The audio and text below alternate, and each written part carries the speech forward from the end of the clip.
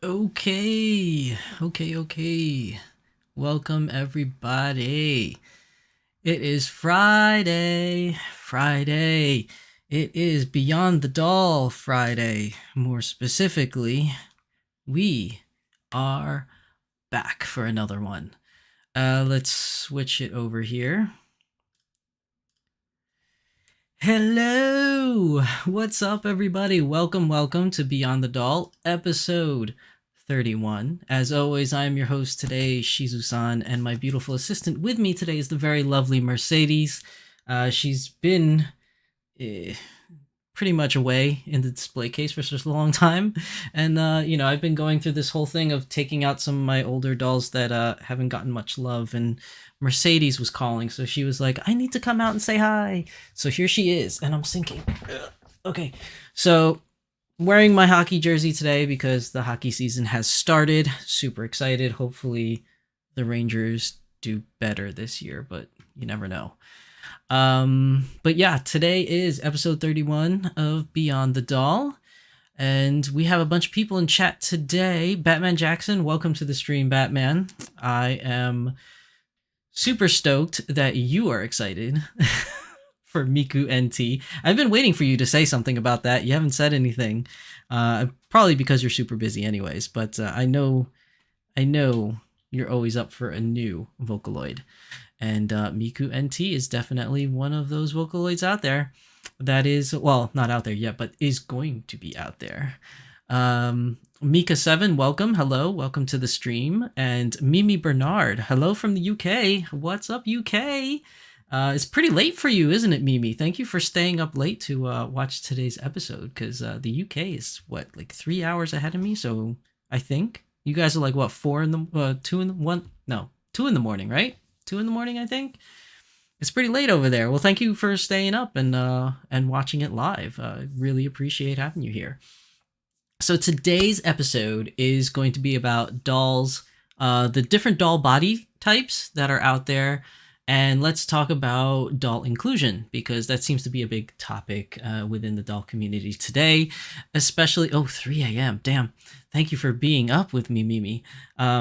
Especially with Danny Chu like kind of shaking the doll scene with his new pear type body. Now, the pear type body is not anything super new, and what I mean by that is that we've been talking about it for quite some time. I think about almost what 6 months I think since he announced it.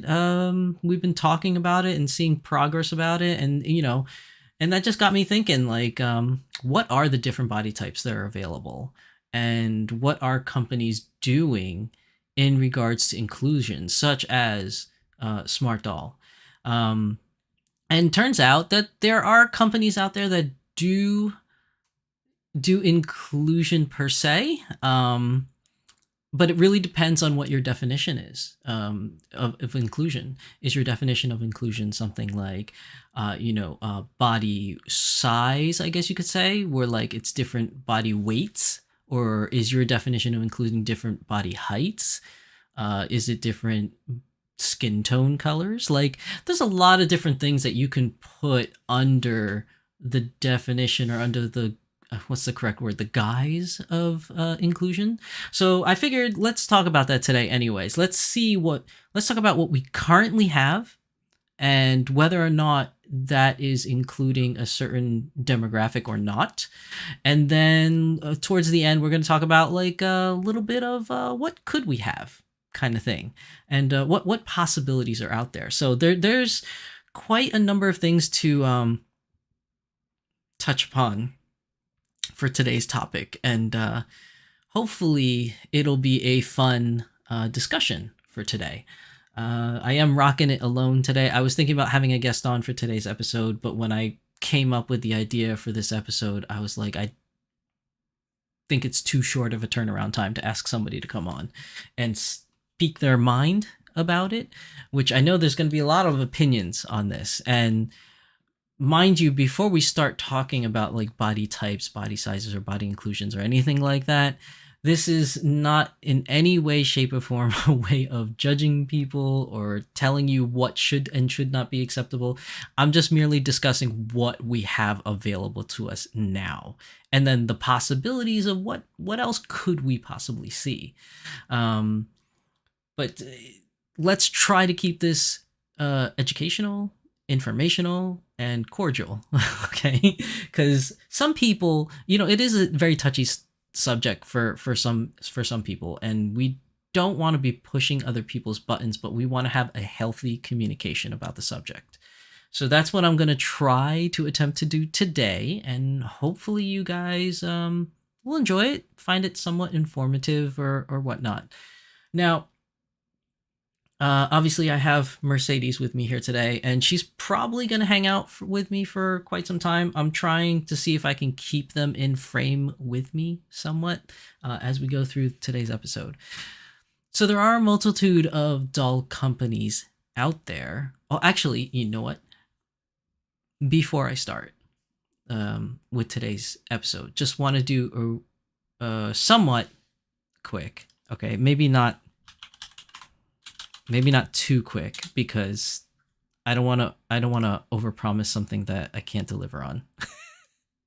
So before we delve into the nitty gritty of today's topic, there's just something really, really quick as I possibly can make it, that I just want to talk about before we start on the actual topic. And I'm trying to make this a point to do it every episode. So if you guys already know what's coming, you know what's coming.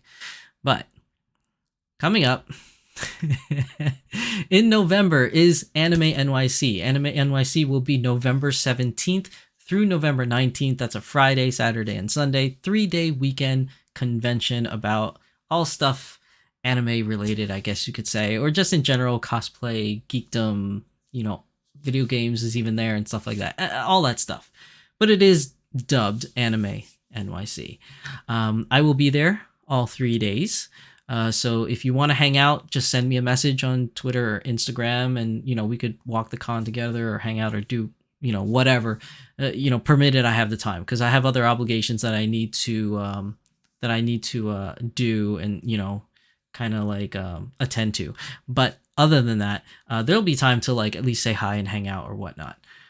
But also, on Saturday, which is November 18th, I am going to be hosting a doll meetup at Anime NYC. We had one last year. We had a very good turnout of people, and I think we can even get more people to turn out for Anime NYC this year. I just have this inkling feeling there'll be more people this year. I don't know why. But Saturday, I'm going to try and make it from 2 p.m. to maybe 3 p.m. or maybe 4 p.m. Depends how fast we can stretch it, and it depends upon my obligations that I have during the con. But definitely going to start at 2 p.m. And what we're going to do is we're going to meet up in the little atrium area where the food court is, which we did last year, and it was very nice because it's in an area where it's very visible to anybody coming or going out of the con. So this way, if we have dolls displayed, it garners a lot of attention, and people might want to come by, hang out, or, inquire about the dolls and learn more about the hobby, which is kind of part of the reason why we do these things, right? It's one part like we want to hang out, we want to meet other people that love the same things that we do, but also share the love of our hobby for other people that may otherwise not know about it. So Saturday, 2 p.m., I'm going to try my best to host a doll meeting. I will post it in as many doll groups as I can so that most people can get in touch with it. I will also try to reach out to My Lady Disdain to see if they can post something on their Discord app for me, because I know they have quite a following over there as well. So I just want to make sure that everybody gets a chance, because last year people were complaining that their social media outlets, it wasn't announced there, and that I understand that, because I'm not a part of every single social media outlet or group. So I do encourage that wherever I post it, if there's another group where I didn't post it, you feel free to repost it for me. But we will have it Saturday, 2 p.m. There's also going to be a scavenger hunt with prizes for those in attendance. So there's going to be 3 prizes: first place, second place, third place. Okay. First place will get doll accessories. Okay. Plus another special gift. And then second and third place will get small gifts, and then there's going to be a bonus winner. Now, the bonus winner can just go for the bonus. Like, they can just go straight for the scavenger hunt, get the bonus thing, come back, and just win the bonus prize all by itself. Or, if you're quick about it, and you're real quick, you could be the first place winner and grab the bonus scavenger hunt item, bring it back, and win all the prizes. So you would have the special doll accessory prize, you would have the regular prize, and you would have the bonus prize. Or, conversely, second and third place are eligible for bonus prizes as well if they go for it. Now, these prizes, I just want to say, it's nothing crazy big, okay? I don't want people to be like, oh, I gotta be here for these prizes. They're very small prizes. They're coming out of my pocket. I'm not sponsored by anyone to give out any of these prizes. I literally go out and I pay for it with my own money. And I just do this because I think it's just a fun thing for the doll community to participate in while they're at the con. So don't expect like super crazy stuff to be handed out, but like I feel like it's just my little thank you for coming out and hanging out at the doll meetup at Anime NYC. Who knows? Maybe in years to come, if this becomes a thing every year, it'll be bigger prizes. But we'll see for now. I've done it a few times at other cons, and it seemed to be pretty successful. People had fun with it, so I will try to keep the tradition alive. And we'll do it here on Anime NYC. Batman Jackson says, I can video call in like 30 minutes if you do want a second voice, since I've been in the hobby for so long. Yes. Well, yes and no, because I didn't set up the video call thing. That's the only problem. If I knew ahead of time, I would have set it up for you so you could come on. But in order for me to add the video call to today's live stream, I would actually have to end the live stream and restart it to put it in. And I kind of don't want to do that. So, but next time, I will definitely have you on next time, because we're supposed to have you on, Batman, for other topics as well. Mika7 says, cool. Will there will be a chance I will get lost? Maybe. There may be a chance because Anime NYC is pretty big. And I make it so that the scavenger hunt takes you at least to certain areas of the con, so that you can experience the con in all its glory. Now, do mind you, the scavenger hunt doesn't have to be done within the hour. So I'm not giving you like a very small time frame to do it. If you want to do it in an hour, you can. But basically it starts, I'll give out the instructions and everything during the beginning of the meetup, and then you'll have till pretty much the end of the day to complete the task, because I'll be there till closing, basically. So anybody that can bring me those scavenger hunt items, from 2 p.m. onwards will be the winners. The first 4 people to bring me the stuff, I guess you could say. Mika7 said, it's been a while. I went to Anime NYC and been there twice. Oh, so you already know the venue at least, but it's a little bit bigger every year. It gets a little bit bigger. Yoshi Plays, welcome Yoshi Plays to today's stream. I'm doing my little shout out. Well, I guess it's not that little now because I've been talking about it for almost 8 minutes. But my shout out for Anime NYC coming up November 17th through 19th. Have a doll meetup the Saturday of the 18th. 2 p.m. it should start in the atrium of the food court. If you don't know where that is, it's like right at the entrance. You take the escalators to go down the stairs and you'll just see it. It's right there. And it's visible from upstairs. It's like a big open area. And that's all I wanted to say. I just want to say I'll be there. I'll be hosting a doll meetup, and I hope to see you guys there. And again, if you want to meet up, if I'm not there, or on a Friday or Sunday or whatever, send me a message on Instagram or Twitter if you're there, and we can work something out. That'll be fine.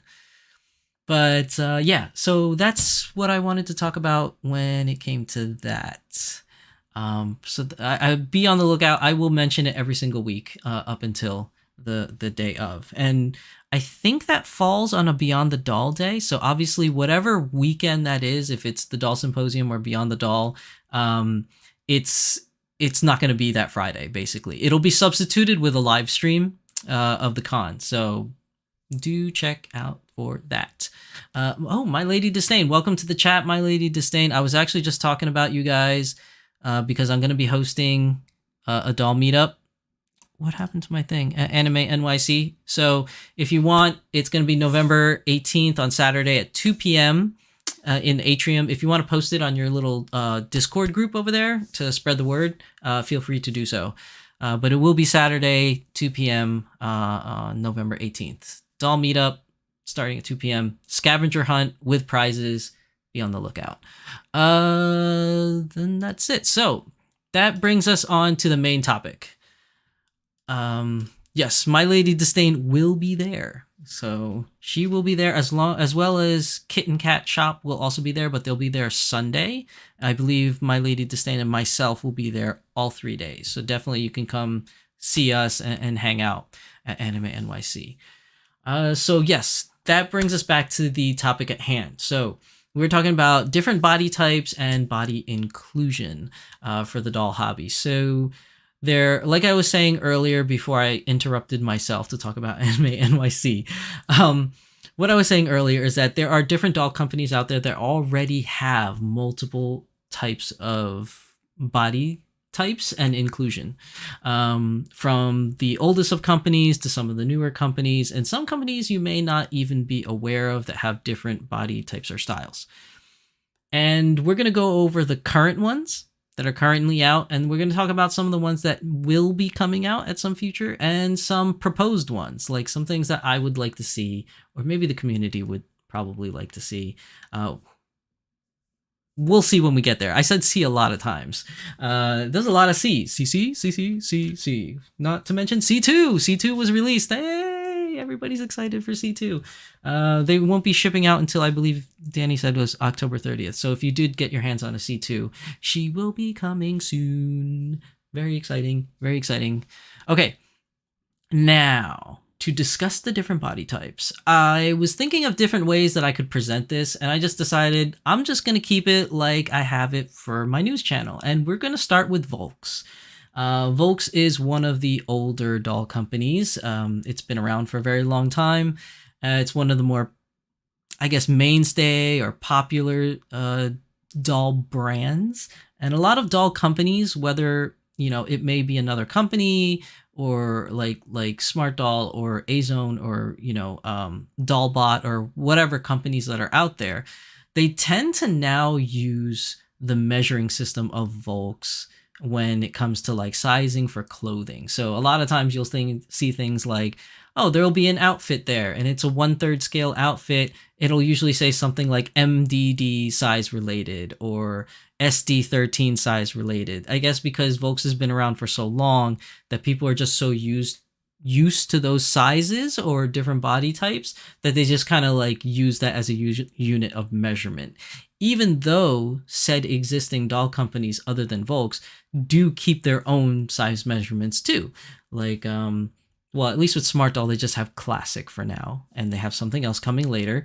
They had, I guess you could say, Plus, which then changed their name to Mannequin, which is another size doll. And then we have the future one that's coming up that we're going to talk about a little bit later.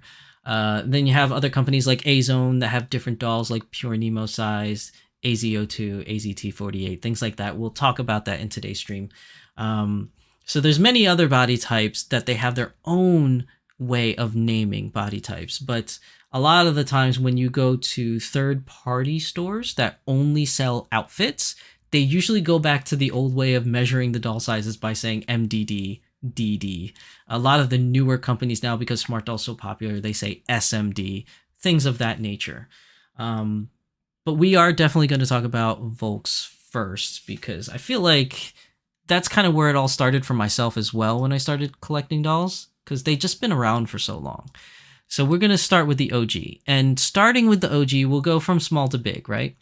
So when you want to talk about body types and body inclusions, like I said earlier, it depends on how you want to define it. Do you want to define it as purely height? Do you want to define it as purely weight related? Do you want to define it by skin tone related or whatever related? There's a lot of different metrics that you can use to kind of do this, but I guess what I'm going to focus on for today's episode is mostly size in regards to height and width, I guess you can say. We can leave skin tone for like another topic to discuss, but mainly I want to discuss today is just actual sizes, like height and weight kind of thing. And starting off with Volks, we'll go from small to big. So you have your Mini Dolphy Dream, right? So our first one up is going to be Mini Dolphy Dream. Now, Mini Dolphy Dream, you could see I did the conversion for you already. And the reason why I did it this way is because I wanted to kind of give it more of a realistic aspect sort of thing. So you'll see the different, you know, if you're not familiar what they look like, this is a small picture here of what they look like, and then the measurements off to the right. So you'll have it in millimeters, which then you have to convert to centimeters, which you then have to convert to inches. And then if you want to upscale it like a real person, which is what my goal is today, like what would these dolls be like if they were real people? So the Mini Dolphy Dream, in my opinion, has always been something that I think is more of a child-related doll, or representation of a child-related doll. So they have, you want to think something around like kindergarten, maybe first grade, second grade. I don't know what the grade levels equate to in other countries, so I do apologize for that. I only know how to equate it like in United States terms. So if there is kindergarten related grade in other countries, then I guess you can relate, or first grade or second grade, what have you. But that's usually tending to be around the age of like 6 to maybe 7 years old, I guess you could say. And that's what I think that these dolls were created to kind of like take after. Now, the different measurements here, if you're familiar with the metric system, then you know exactly what's being shown right here on the right hand side in the chart. But if you were raised in America or in another country that uses the imperial system, it would be in inches. So what I did was, if these dolls were real, what kind of body type are we including? Well, we're including children, young children at that. And there's two different types that they offer from Volks. You have the regular, I guess you could say the classical Mini Dolphy Dream, which is the one on the right of this picture. And that doll is more of a thinner type doll, where you have the Mini Dolphy Dream Mochi Ashi, which is on the left, which has a little bit more of the, I guess you could say baby fat to it. Mini dollar feed. I didn't say mini dollar feed. Oh, you mean the translation? Yes, the translation mini dollar feed. Yeah, the Google Translate doesn't work very well. I think I've already established this on my channel, that Google Translate does not do very well. You can also see here where it's supposed to say waist, it says west. So yeah, Google Translate isn't always a real winner. But yeah, you have like, you know, I guess you could say the thinner version of a Mini Dolphy Dream, or AKA a 6-year-old or a 7-year-old. And then you have one that's a little bit more chubbier, has like the baby fat, I guess, kind of feel to it. Now, I took the liberty of converting the 1/3 scale to an actual human scale. So basically I multiplied it by 3. And generally it looks like this doll, if it was a person and you wanted some kind of representation, it would be a young child roughly around 4 feet 2 inches tall.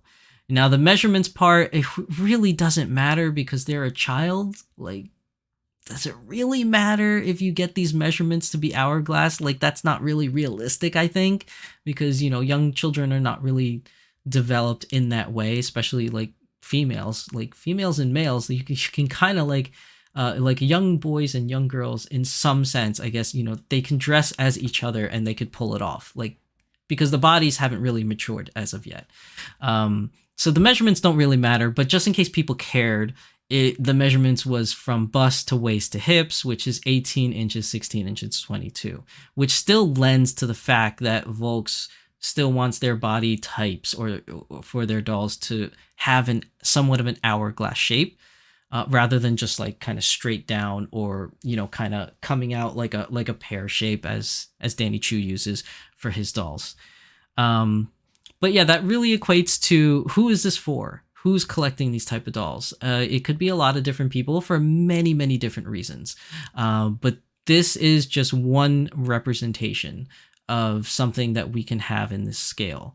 There are other dolls that are smaller, like Pure Nemos, which are like 8 inches or 10 inches tall. But those are more like, I feel like they're a little bit more, I don't want to use the word fantasy, but they're not really made to scale like a real person. They're more like made to scale to be like a toy. At least that's how I feel. I could be totally wrong on that. Please correct me if I'm wrong. But I feel like more of the sense of the 1/3, 1/4 scale dolls are the goal of those dolls is they try to make them more anatomically correct as a representation of a mini version of a real person. At least that's how I feel. I could be wrong, but that's kind of like how it comes off to me. But that's just my personal opinion. I know a lot of you probably have a different take on that, on how it should be or how it could be looked at. But this is one, aspect or demographic that Volks does offer. Now Volks does take it to different extremes. I shouldn't say extremes. They take it to different steps. So the next step up would be something that they call the Dolphy Dream. What's it called? Chimiko body. Now the Chimiko body is brand new. And the only reason why I didn't say it first, because I was going from smallest to highest, is because this one's not even out yet. So for those of you that have been watching my channel for a while, you do know that, I recently announced that Spy Family is coming out with Anya, and it's going to be on this new body, which is the Chimiko body. Now, this one's going to be much smaller at 35.6 centimeters, or 36.5 centimeters, so I read that wrong, which is roughly going to be about like 3'8" if it was like a real person, which kind of makes sense. It's like a small child. As for other measurements, we don't know. There was no body measurements for the Chimiko as of yet. They haven't released its stat page, I guess you could say, that has like all the different like inseam and hips and waist and all that kind of stuff like the rest of the dolls do. But she will be releasing as Anya first next year or next fall, so we'll have more information when that comes out. But they really they're really going above and beyond to fulfill different, I guess you could say, representation in age groups as well as sizes, because not everybody wants to carry around a big 2-foot tall doll. Some people just want something really small that they can easily bring with them to meetups or gatherings or whatever. And I think Chimiko and, Dolphy Dream is definitely going to fulfill that role of being something easy to carry around, especially when you're on the go, hanging out with friends or at conventions. It definitely filled that niche, and it will also fill the niche of having like a representation of a child. So if you're trying to make a doll family, quote unquote, as Spy Family is trying to do, which hopefully if they make a really good decision, we'll get the father as well. Since they don't make many male representations in Dolphy Dream, I think it would be a sorely missed opportunity if they don't include Roy at some point. Or is it Lloyd Forger or whatever, the father. I think that would be a sorely missed opportunity if they don't, because they already went the extra mile to give us Chimiko for Anya. So we'll have to wait and see on the actual measurements for that, but I feel like you don't expect the measurements to be anything too crazy, because it is supposed to be a representation of a young child.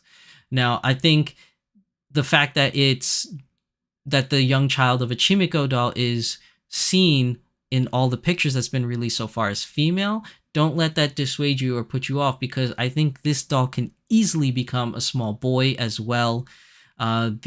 The bust size, as far as we know for a Chimiko, is pretty much flat, so I think it could still fulfill the role of being a young boy as well. You just have to give it a different face up and different wig, or just buy any wig and cut it to kind of give it like a boy look. They already have a lot of short wigs available, so you could probably somehow finagle it in a way and make it a young boy as well, which I think is a great opportunity for Chimiko to be, kind of like marketed as in some place. And I'm also assuming, or at least I'm hoping, that when Chimiko finally releases next year, that we won't have to wait too long for it to be available in Dolphy Dream Choice, and you'll be able to build your own personal Chimiko. But I digress. Those are the representations for a much smaller age group of dolls. Now, moving up to the next one, you have what's known as Dolphy Dream Pretty. So Dolphy Dream Pretty is something like intermediate school, middle school is kind of like what I think would fulfill this role or this type of doll for what's the word, like a demographic, particular demographic. So let's say, for instance, you're a young child, like you're in middle school, and you want a doll to represent you. You could get yourself a Dolphy Dream Pretty, because it is a much smaller doll. It has particular features that aren't very mature, but also not too much like a young child because it's a little bit taller. So I took the liberty of changing the measurements. So if this was a real person, a Dolphy Dream Pretty would be a young woman around 4'9", possibly 5 feet tall, with measurements of 21, 16, 25. Again, Volks is very much so hammering on the fact that most of their dolls are going to be an hourglass shape. They're going for that shape in no matter what dolls they make. So to some degree, whether it's the smaller dolls all the way up to the more mature looking dolls, it's going to have some variation of an hourglass shape.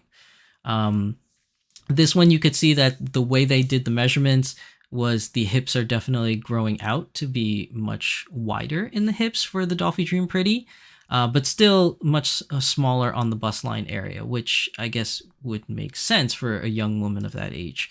But definitely Dolphy Dream Pretty is something that is available, but not widely available from Volks. For whatever reason, this doll did not do so well in sales. Not many, there's only 2 anime collaboration dolls, and they don't really promote Dolphy Dream Pretty all that much, which is unfortunate.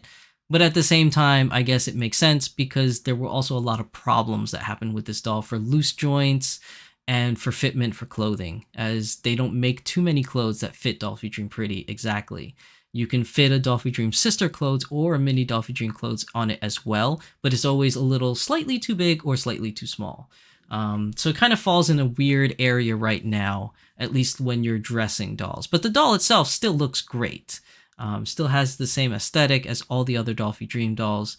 So you can't really go wrong, at least aesthetics wise. It still looks very good, and it has like a very nice appeal to it, I guess you could say, just like all the other dolls do from the Volks lineup. But yeah, that's just another demographic that you can call as part of inclusion. Different age groups, different sizes. The next one up, you're gonna have Dolphy Dream Sister. To me, I always found Dolphy Dream Sister to be something of beginning of high school, I guess you could say, like freshman year of high school or just about to go into high school. That coming of age year where you're just like, coming into your own, just trying to figure out what it means to like blend in a big crowd, right? Now, again, I upscaled the measurements. If this was a young woman of high school age, you would think 5'3", with the measurements of 26, 17, 28. Again, the same formula from Volks. You have that hourglass shape for these dolls. The Dolphy Dream Sister line is super popular right now, especially like globally is super popular. I do want to note that in Japan, though, Mini Dolphy Dream is definitely taking the reins. It's winning a lot of affection in Japan. They love Mini Dolphy Dream over there for some reason. But I think globally, DDS is kind of like what a lot of people are like fawning over. Couldn't tell you why, but that seems to be at least what I've seen. Like as when it goes for like sales wise, what's available wise, there's a lot of girls available in the Dolphy Dream Sister line. I think more so than any other line except for the original. And I only say that because the original's just been around longer. But if they've been around the same time, DD and DDS, I think DDS would have more characters. It's just a very popular line from Volks. But again, this is something like, let's say you're a young high school woman. You want something to identify with.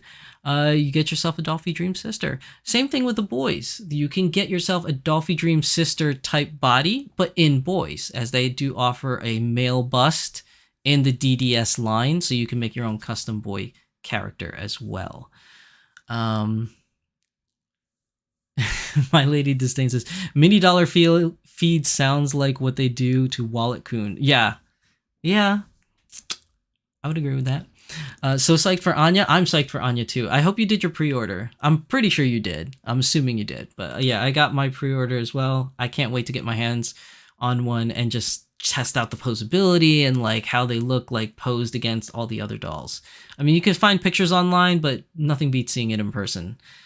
Luxaria Altielier, welcome to the stream, Luxaria. It's good to see you again. Work just finished. What have you missed? A small announcement for Anime NYC that's coming up, and we just started going over the different body types that are available. So you missed Mini Dolphy Dream and Dolphy Dream Pretty, but we're on Dolphy Dream Sister right now, about to move on to the next. So Dolphy Dream Sister is definitely something that I think is really popular. I personally have a lot of Dolphy Dream Sisters, more than regular Dolphy Dreams.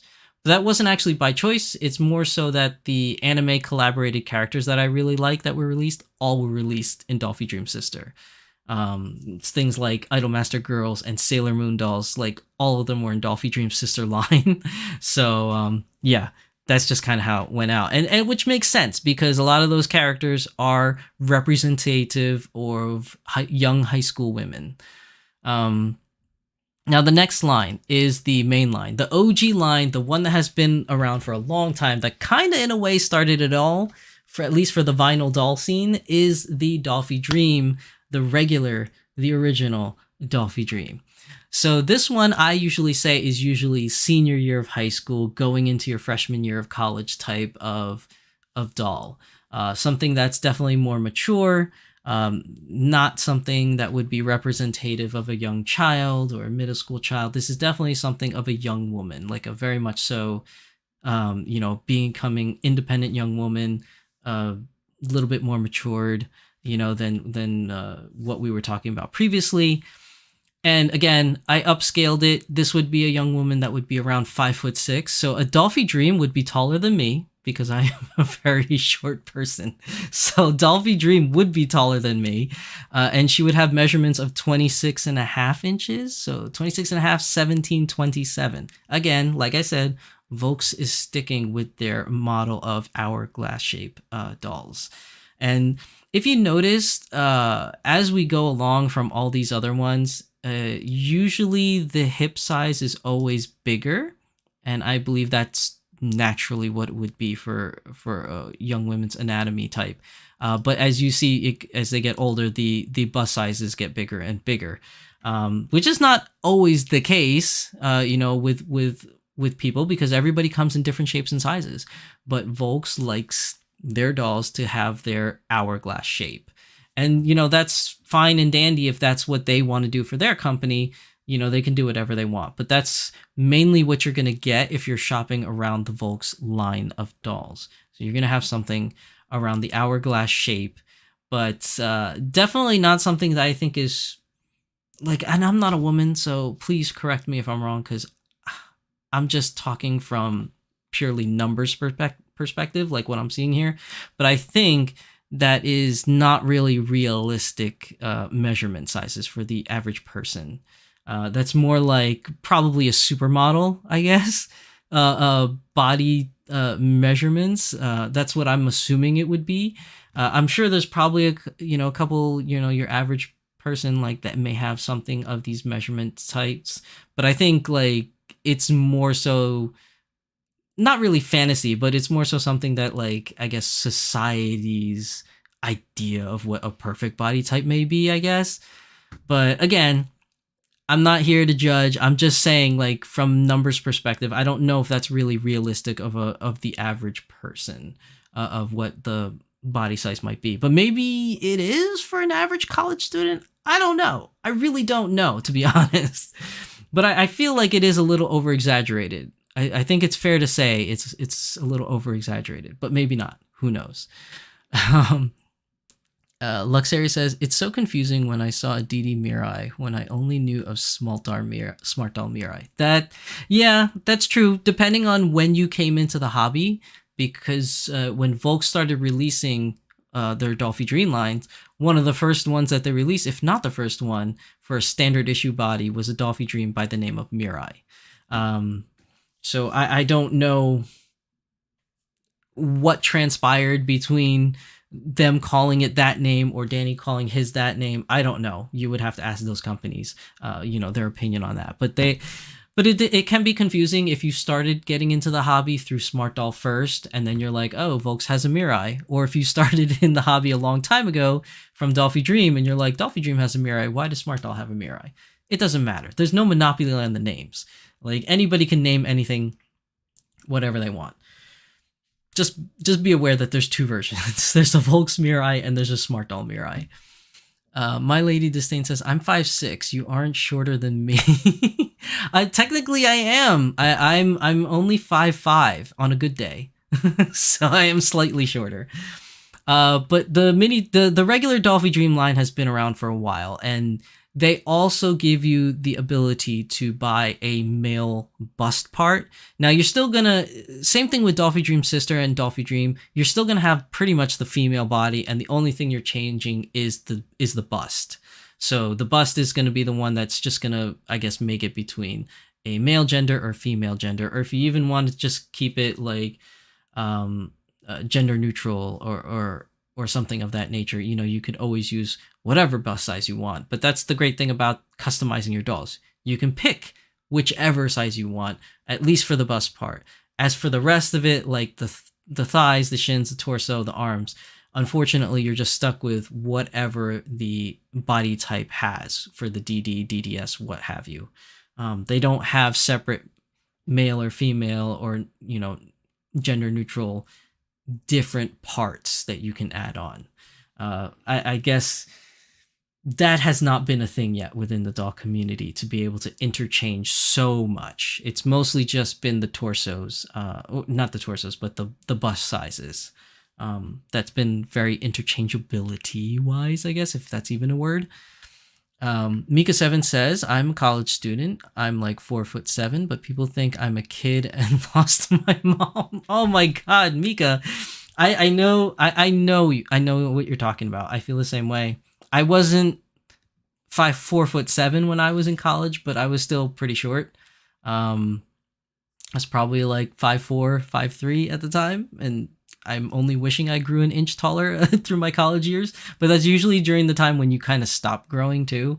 So it's kind of hard to gauge, but I was very small. When I met my wife freshman year of college, I was like 5'4" on a good day, maybe, weighing like, I weighed like 100 pounds. I was super skinny.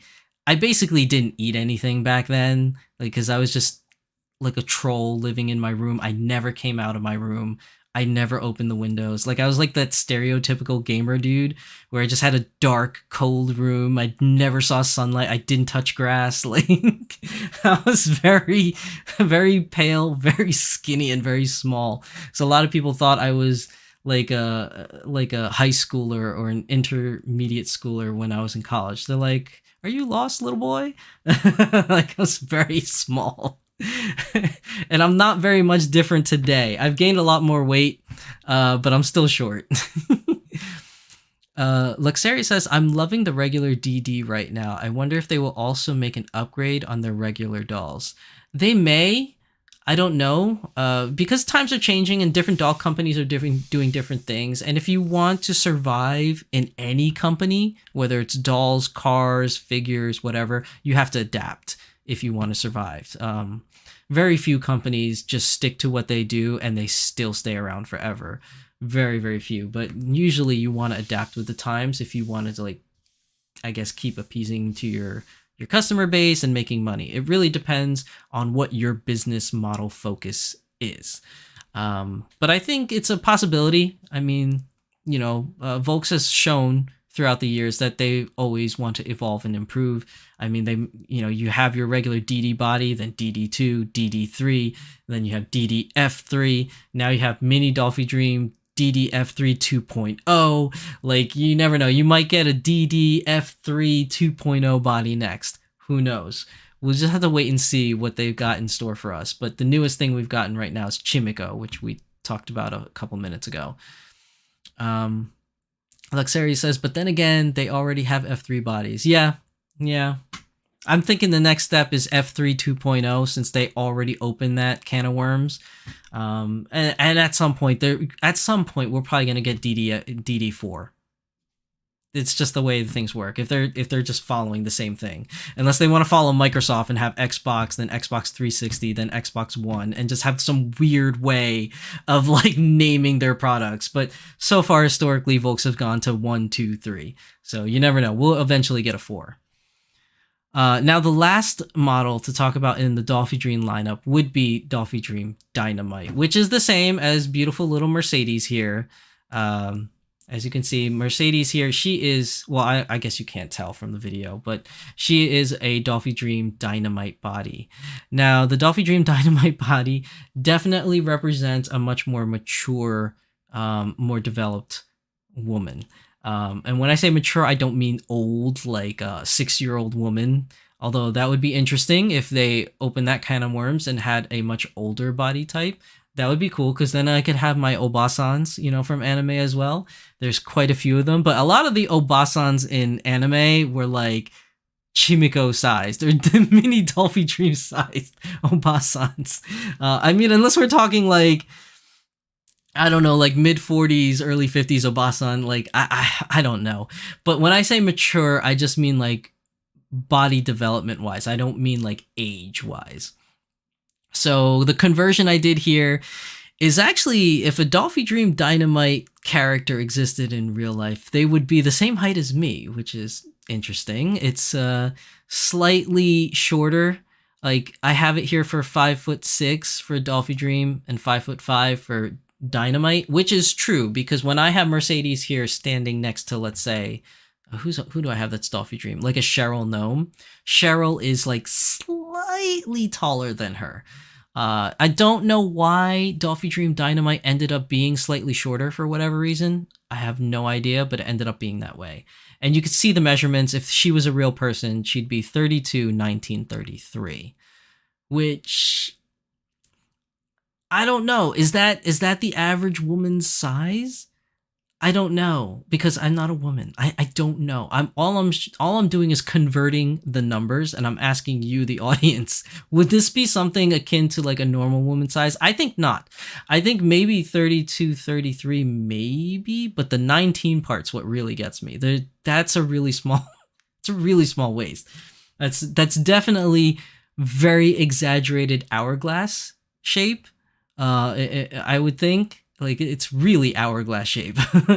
And you could tell, like, especially with Mercedes here, whenever I'm dressing her, you could definitely tell the very visibly hourglass shape, like coming in and coming out, like kind of thing. Like, it's very mature. I'm sinking again in my chair.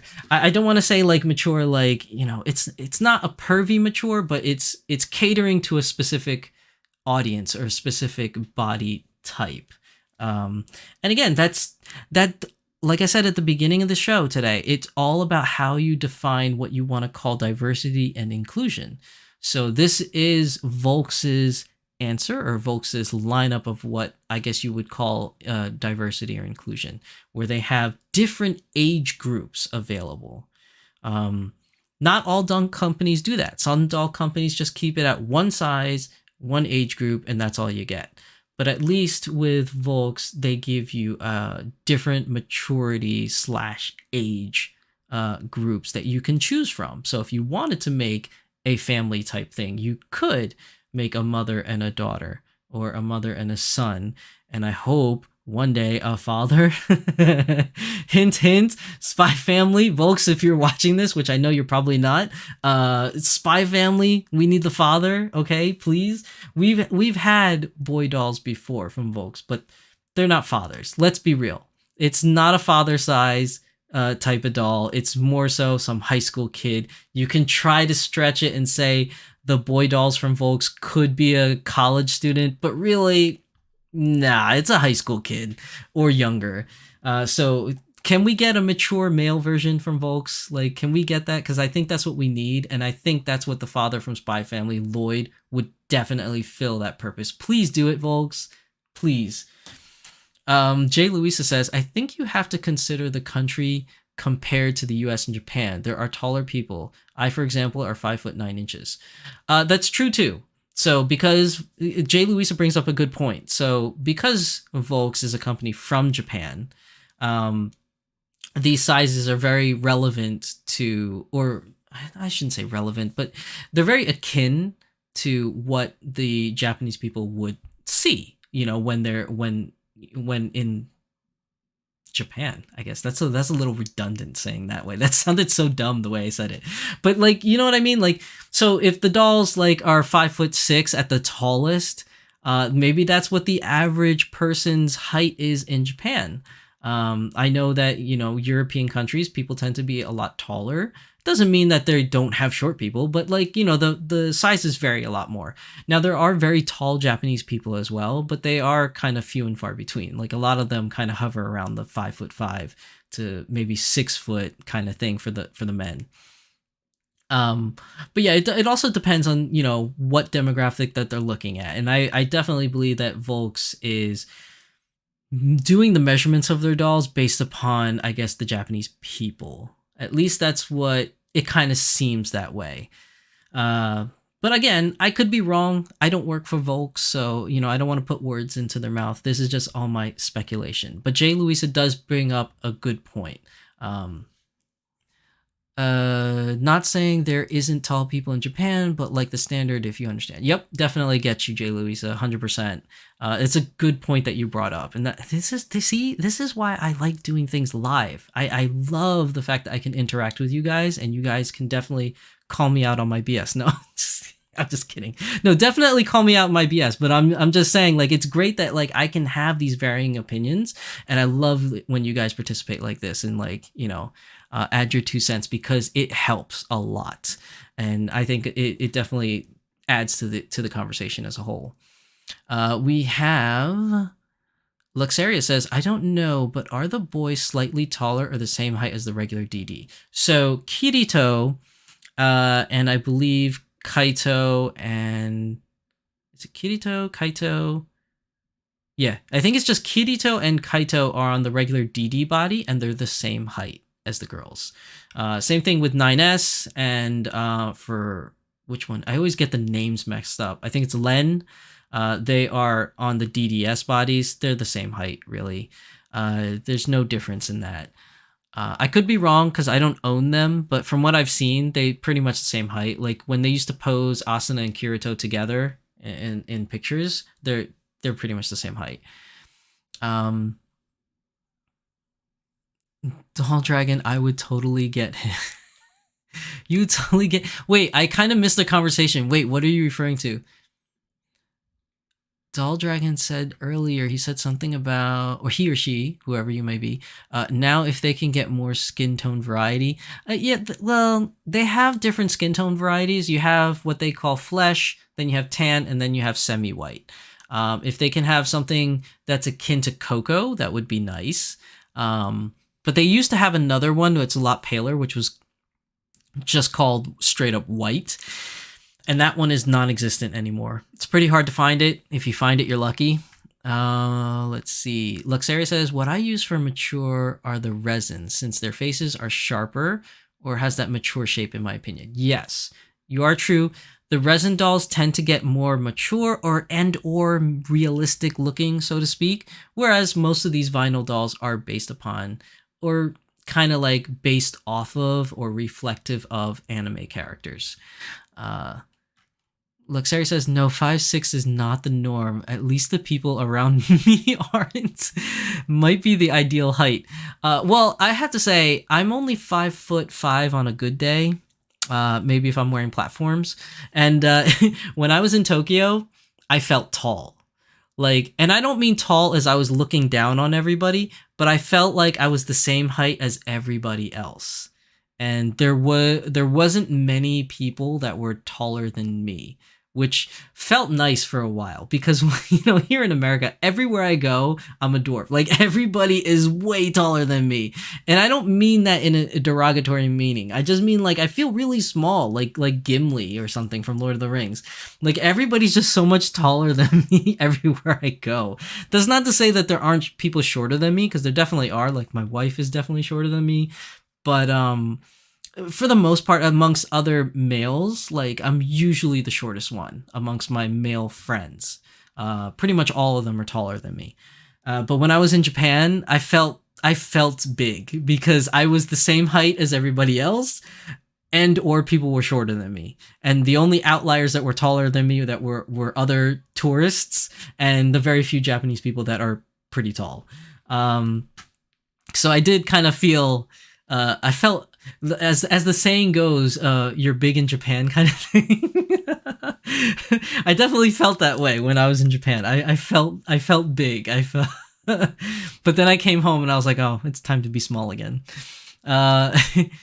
But yeah, that's the differences that you will get from at least from the Volks company as of right now.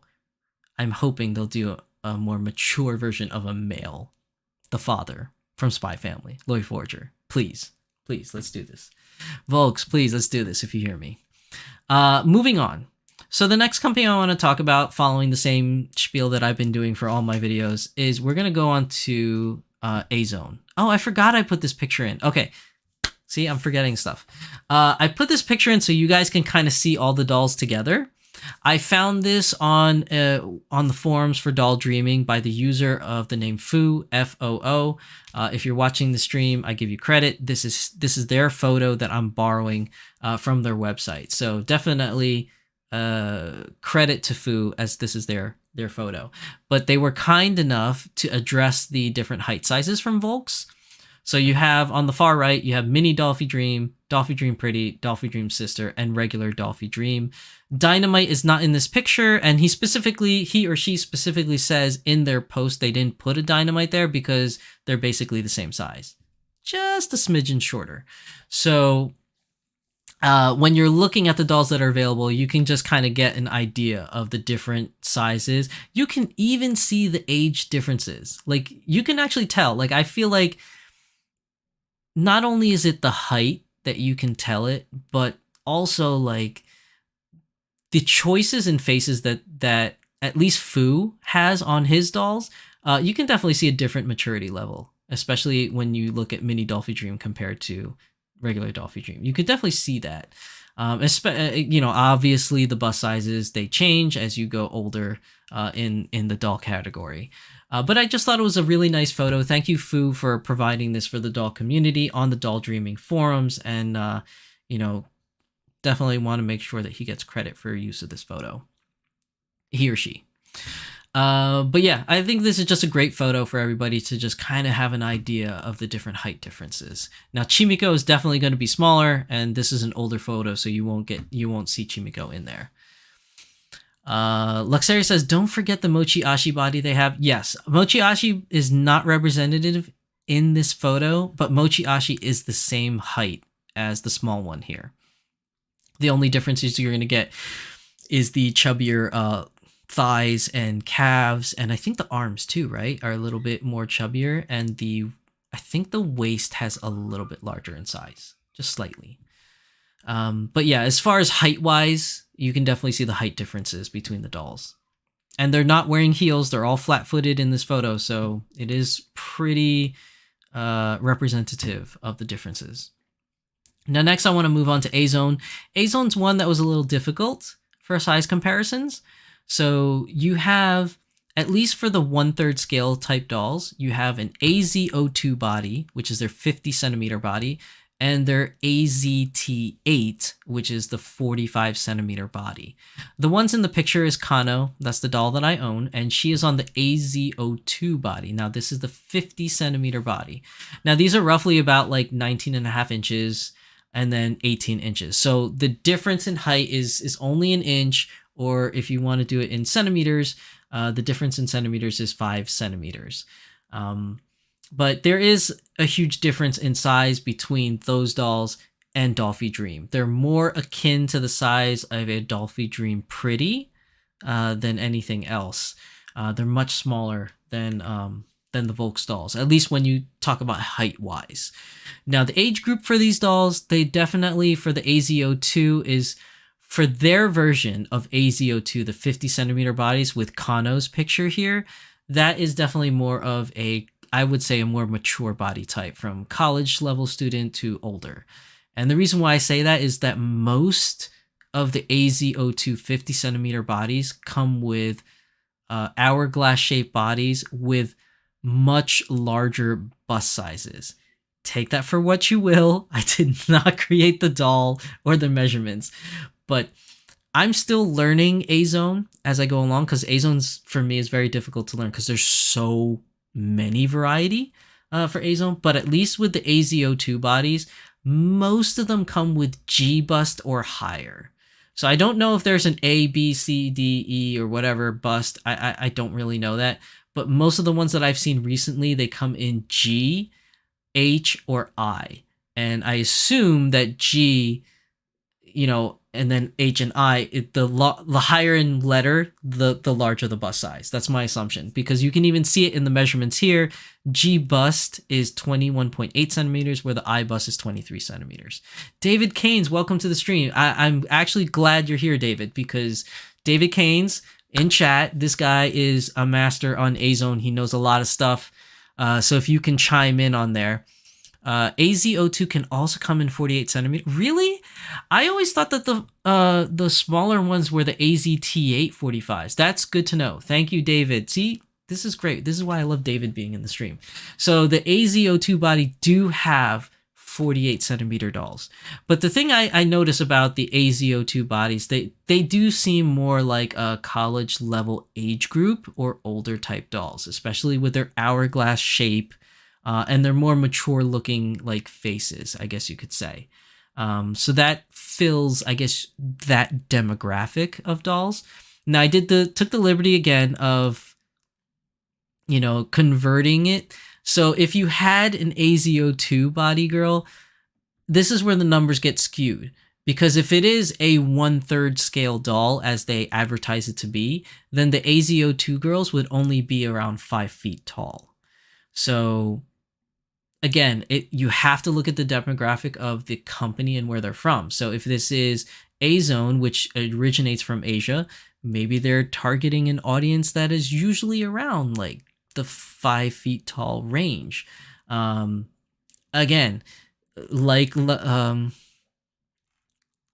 it called? Like Jay Louisa pointed out earlier, it depends on where the company's located and what demographic they're basing their dolls on. But with A Zone, because they're using Obitsu bodies for their dolls, the AZO2 50 centimeter girls are around 5 feet tall. If you count the 48 centimeter girls that David has pointed out that have shorter shins, thank you, David, that would be slightly shorter than a 5 foot tall woman. Reality wise, there are women that are that height, like my wife. My wife is definitely 5 feet. I always tease her and say that she's 4'11", but she's pretty much 5 feet tall. My wife is very short.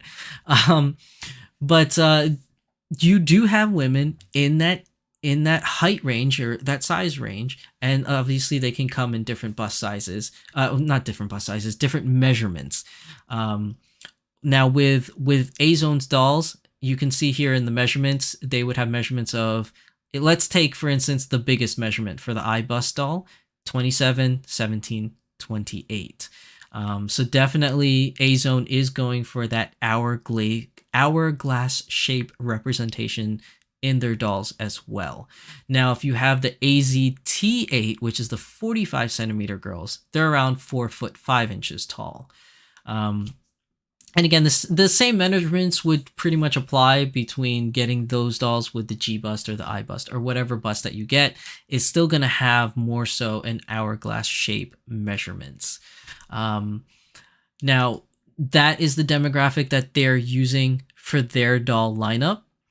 They do have other dolls in their lineup, but the other dolls are more, like I said earlier in the stream, like for things like Pure Nemo, for things like Kiki Pop, those are more of the toy / fantasy / cartoon type of dolls and aspects. Whereas today's episode, I'm trying to focus on something that would be more realistic in size. So most of the dolls, like I said earlier, that are either 1/4, 1/3 scale are made to best represent what like a human person would kind of look like. Again, I'm trying to skate that fine line of being appropriate, being educational, informative, and not to be, sounding judgy. Like, I want to make sure that this is an informed episode today. So this may be the demographic that they're going for, and if you're looking for inclusion or exclusivity, inclusivity, this is what is offered from A-Zone for their doll lineups. They also do doll lineups with another company, like Obitsu does stuff with Parabox, which is another line. It's like a subsidiary or an offshoot of A-Zone, I think. They kind of like all work together. You have like Obitsu, you have A-Zone, you have Parabox. They kind of like all share things generally from Obitsu.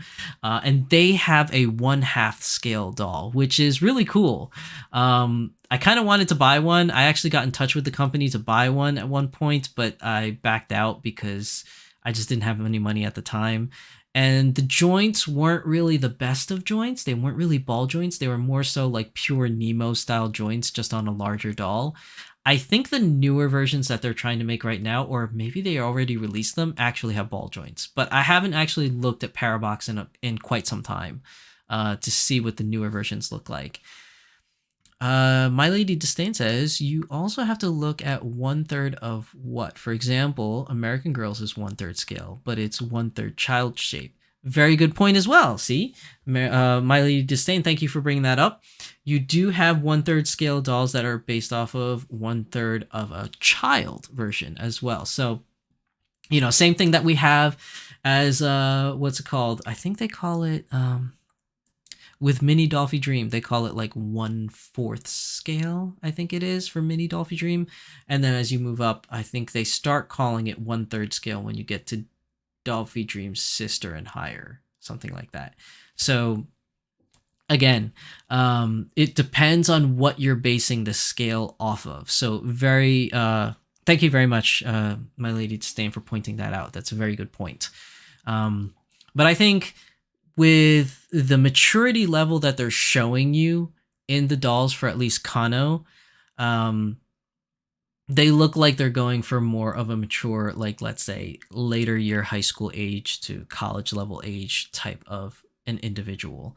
So if you're 1/3 scaling that age group, then that I feel like that kind of falls off of the demographic, like Jay Louisa says, is what are they basing their dolls off of? Is it like more of an Eastern or I guess Asian perspective versus a Western or European perspective of what 1/3 scale doll is? So you do have to look at that as well on whether or not or where you want to base your demographic of what the doll is based from.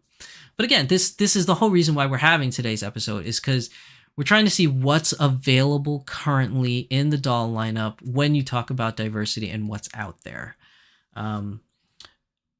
But we also want to make sure that we understand that this is a hobby and these are dolls and these are toys. So we don't want to take it too seriously. But it is a very interesting topic on what's available, because I think a lot of people that are new to the hobby kind of get pigeonholed in thinking that all the dolls are either Dolphy Dream size or all the dolls are like, smart doll size. But it really isn't the case. There are many doll companies that offer different sizes in dolls. And especially if you look into the resin size of dolls, there's even more variety in scale. But today's episode, we're only talking about vinyl because my channel is basically all about vinyl dolls. So that's what we're focusing on for today's episode. David Kane says Obitsu has a 1/1 scale soft. They have a 1/1 now, David? Jesus. I haven't seen it yet. You need to send that to me, David, so I can see it. Send it to my Instagram or something. The last I saw from Obitsu was the Parabox version 1/2 scale. I didn't know that they made a 1/1 scale now. I'm very curious to see that. Thank you for bringing that up, David. Oh my goodness. Now moving on, they also have, I don't know if I didn't think I put a picture on it here. Did I? Yeah, I didn't. It moves on to Smart Dolls. So there is also another what's it called? Doll group that I didn't mention from A-Zone.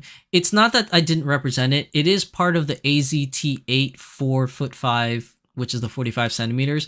I forgot to mention that that is what they call the, I guess you could say, the Iris Clover Petite, I think it's called, whereas the AZO2 is mostly Iris Clover or Happiness Clover, whatever that line is. And then the other one is basically the same line, but they added petite to it. And that's what you get for the AZT8, 45 centimeters. If I'm not mistaken. David can definitely call me out on that one.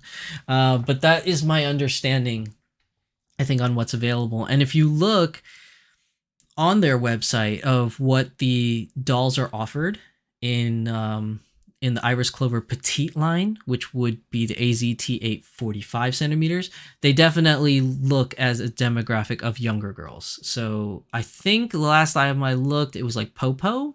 I don't know if I'm saying that right. It's like Poepoe was one of the characters, and they definitely look like they were in middle school type of thing, like that age group, I would say is what it's representative of.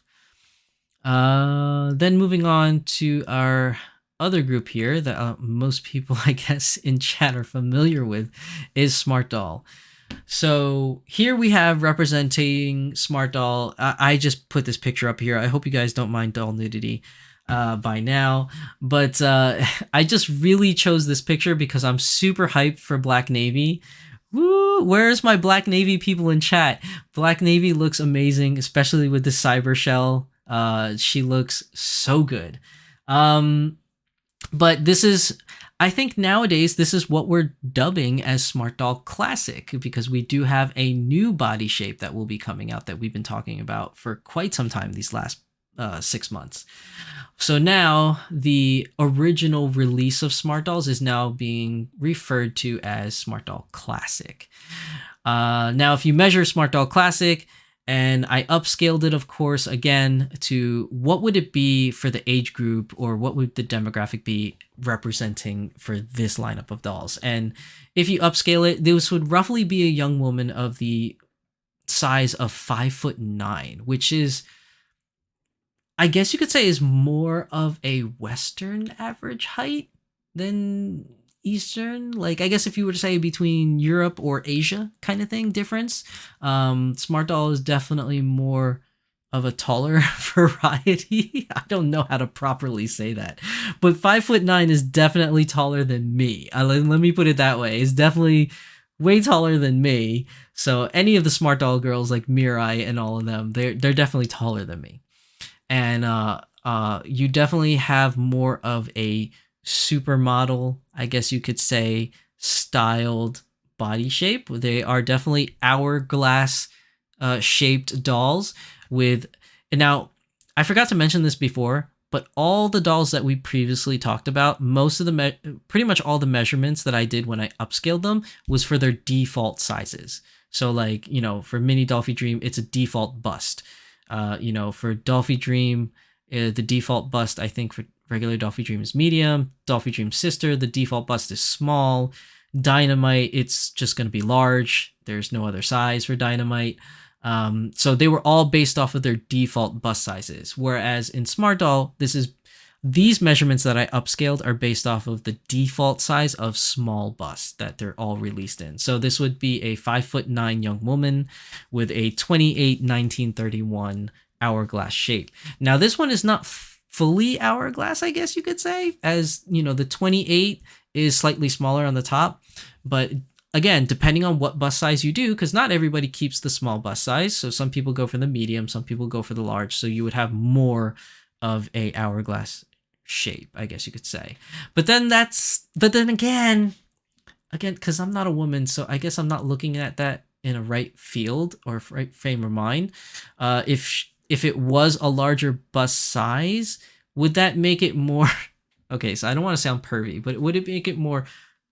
It wouldn't make it more hourglass. It would just make it more like frontal way, more so than wider way for an hourglass, I think, right? Or am I thinking that wrong? Because changing the bust size, at least for Smart Dolls, I don't think that changes the hourglass shape on the top, like going outward. It more just goes like forward, right? Or am I thinking about that the wrong way? Like, I'm trying to calculate this in my mind, and it's not making sense because I'm not a woman. So I don't know if I'm focusing on the right aspect of it to be hourglass. So definitely, ladies in chat, please call me out because I am drowning here and digging myself a hole. My Lady Disdain says she might be 5'9", but that's because of the legs being stretched. So yes, that's a good point. Historically, or I guess more accurately, depending on how you want to look at it, Smart Doll's body style, the way that they're stylized, is they definitely have longer legs than the other dolls. So if you look at things like A-Zone, if you look at things like Dolphy Dream, the proportion size between the torso and then the legs, I don't want to say more normal, but I guess they're more proportionalized is the right word to say it. Whereas with Smart Doll, they're definitely way more long-legged.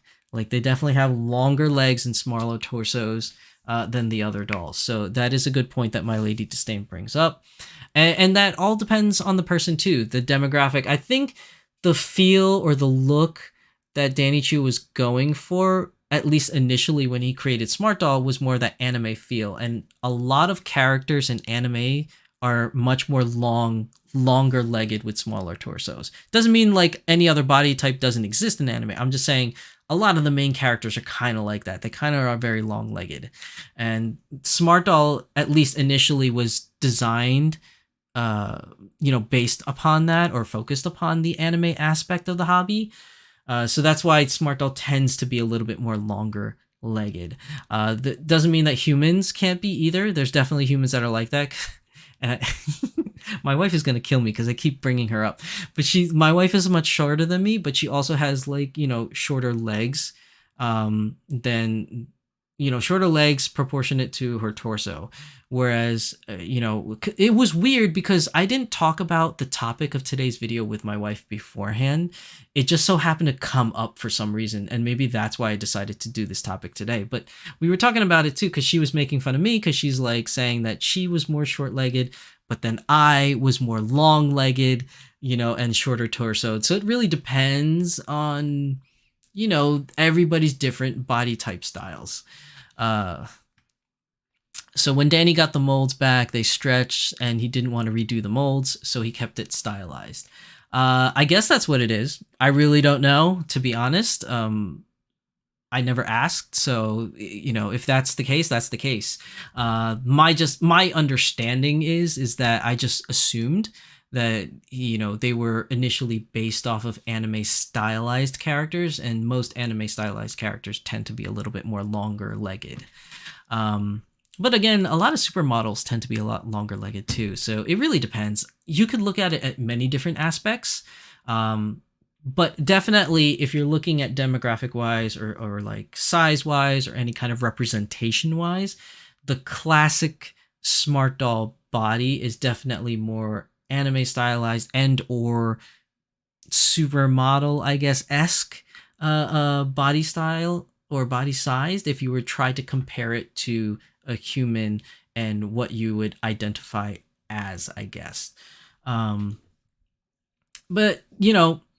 that being said, though, Smart Doll has had this one size for a very long time, since the inception of the company. And now we have a very new body style that is going to be coming out relatively soon, and some people have gotten their hands on them already, which is going to be Smart Doll Pear. So the Pear body is a body, what's the right word? Style or body shape of a much more larger sized woman. Not necessarily in height, but then again, I honestly don't know. I know My Lady Disdain in chat has one. I assume that they're the same height as Classic, so I'm assuming if you were to upscale it to a regular person, she would be around 5'9", I'm assuming.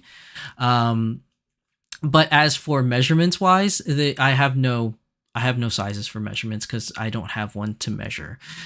Maybe My Lady Disdain has the actual sizes that she can share, or maybe she mentioned it in her channel. I don't know. But there are question marks here because I just honestly don't know what the measurements of this doll would be. I don't have one yet, so I honestly don't know. But I think that this is definitely, even though Danny is not the first one or the first company to come up with the idea of a different sized doll. As Volks has shown, they've had different sizes as in height or age representation wise. But Danny definitely is the first doll company I ever seen that has created a doll of not something of a height different size or an age different size, but more of like a representation of a more larger sized individual. I'm trying to be like as politically correct as I can without sounding like offensive or anything, because I want this episode to be informational and a good healthy discussion about the way things are. And I know that no matter how many ways I say it or present it, there's always going to be somebody out there that just takes it the wrong way or takes it offensively. So I do apologize if I'm not saying it in a way that, conforms to what you think or what you believe. But do know that I'm not trying to offend anybody by saying this, but it's just a different size or shape of doll, which he's dubbing as the pear-shaped doll. And I know a lot of people have been very supportive of this doll, and a lot of people have voiced their opinion of not being supportive of this doll. But I think regardless of what side of the fence that you're on for this body style, I think it's a good thing for the community regardless, because it shows differentiation in dolls, at least in choice. So you're not just pigeonholed into, oh, I want to buy a doll, and then they're all just going to be this size, or they're all just going to be in this height. Like, I think having different choices is always good. It doesn't matter what it is. Like, if you have different choice in height, different choice in width, it doesn't matter. Like, choices are always good, and that's always been good for the doll community, because if we didn't have choices, then we would just have Dolphy Dream with a small bust.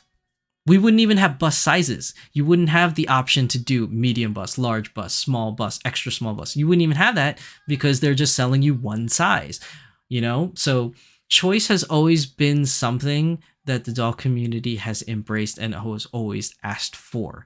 So why not another choice? Why does it have to be height related? Why does it have to be age related? Why can't it be something else like the pear-shaped body doll? Where you can have something with a doll with representation with a little bit more width to them. So I think that this doll, whether you're for it or against it, I still think this is a healthy thing for the community. Options are always better. And definitely people call out recently, especially into today's society, where a lot of people are just more conscious about representation and being able to identify themselves in like other things.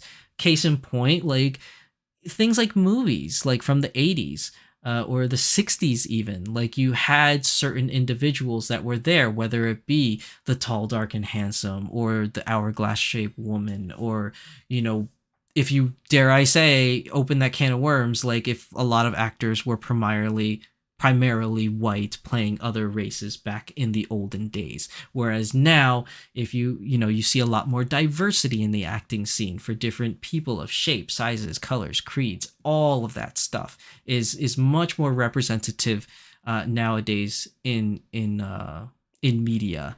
Is it a perfect world? No. But are we getting better every year? Are we getting more inclusive, more diverse? I think we're heading in the right direction. And I think that Smart Doll pear shape is the right step in the direction for the doll community. So it doesn't matter what side of the fence you're on. I think it's still good for the community either way. If you don't like it, don't partake in it and don't buy it. That's fine. Let others enjoy it and have fun with it. So I think this is great. I know a lot of my friends are very excited for the pear-shaped body girl, and I can't wait to see more of them coming around. And I can't wait to see one in Anime NYC coming up this next month, because I believe somebody might bring one, and I'm happy and I'm excited to see it in person, because as of right now I've only seen pictures. Let's see. My Lady Disdain says she confirmed it's the same height, pear, and classic, and she's going to do a video of the measurements soon. So look forward to that, guys. Yay. Thank you, My Lady Disdain, for always putting out great content for the doll community. It's much appreciated. Moguri says, hello, hope everyone is having a good evening or day wherever you are. I'm actually having a great evening, Moguri. Thank you. Thank you for coming to the stream, and thank you for that lovely statement. I've actually had probably one of my better weeks from work in a long time. So I'm very energetic tonight, and I'm excited to talk about tonight's topic. Christina Kowalt says, the Smart Doll Boy were taller on the old frame. The next new frame would be the same height, or will I'm sorry, my stream is cutting off because there's a heart symbol there, but did you write will be the same height? I don't know, to be honest. I don't own any of the Smart Doll Boys, but from what I can remember, when I went to Japan and I saw Lelouch in person, I think when Lelouch was standing next to Entropy at the time, he was taller, but I honestly don't remember. Yeah, I don't remember. But I will take your word for it. If you say he's taller on the older frame, I'll take your word for it because I have no basis for comparison. But it wouldn't surprise me, if the boy doll was slightly taller. There's nothing wrong with that. I don't mind that. I think that'll be great. Let's see. My Lady Disdain says, I bet Danny will have a pair. Maybe. Who knows? We'll see. Nothing's official as of yet, so I don't really know what's going to come of that. But only time will tell, and we're getting closer to the day, so we'll see. But yeah, as of right now, he's still working out on logistics, and nothing is official, but you never know. But either way, I'm excited to see one in person. I haven't seen one in person. Now, moving on. I just want to make sure I don't spoil anything by moving on. Okay, so we've talked a lot about representation in the doll world between different brands, and a lot of the things that we've been mentioning in today's episode tonight, we've been talking about 100% predominantly female dolls. But let's not forget there are male dolls that are out there. Very few, very far between, and I've mentioned it throughout today's episode, here and there about male dolls, but there are male dolls released, and a couple of the ones on the vinyl scale, you have Lelouch, you have Suzaku from Code Geass, both dolls released by Smart Doll. You have other dolls like Kirito, you have dolls like Kaito, you have dolls like 9S, you have dolls like Len coming out from Volks as well. I personally don't know. Maybe David, if you're still here, let me know. I don't know if A-Zone has released a boy doll. I know Tempest has told me at one point A-Zone did release a boy doll a long time ago, but it was more a rarity than a regular commodity. But as of recently, I don't think I've seen a boy doll released from A-Zone. But definitely correct me if I'm wrong. Now, when I say that too, I'm talking about like the 1/3, 1/4 scale from the AZ02 bodies or the AZT8. I know that there's boys made in the pure Nemo scale, which is the small 8 inches to 10 inches dolls, whatever that scale is, for the 1/12th, I think it's called, or 1/10th scale. I haven't seen a doll taller than that from A-Zone. But again, correct me if I'm wrong, David, if you've seen one. But at least from Smart Doll and Dolphy Dream, we have a very small, very limited amount of boy dolls available. And like I said before earlier in the stream, for at least for Volks's boy dolls, it's pretty much a girl doll, but with a flat chest. And, the face is even a girl's. I don't want to say a girl's, but it's like you could take a regular Dolphy Dream head that was initially, I guess you could say, for a girl's, and you could do a face up to make it look like a boy. I've seen it many a times. People have made many custom boys using regular Dolphy Dream heads and just done the face up to make them look like a boy, got a small bust, and made it into their own custom boy character. But you're still beholden by the original female sculpt of the body. The only thing you're changing is the bust size and the face up.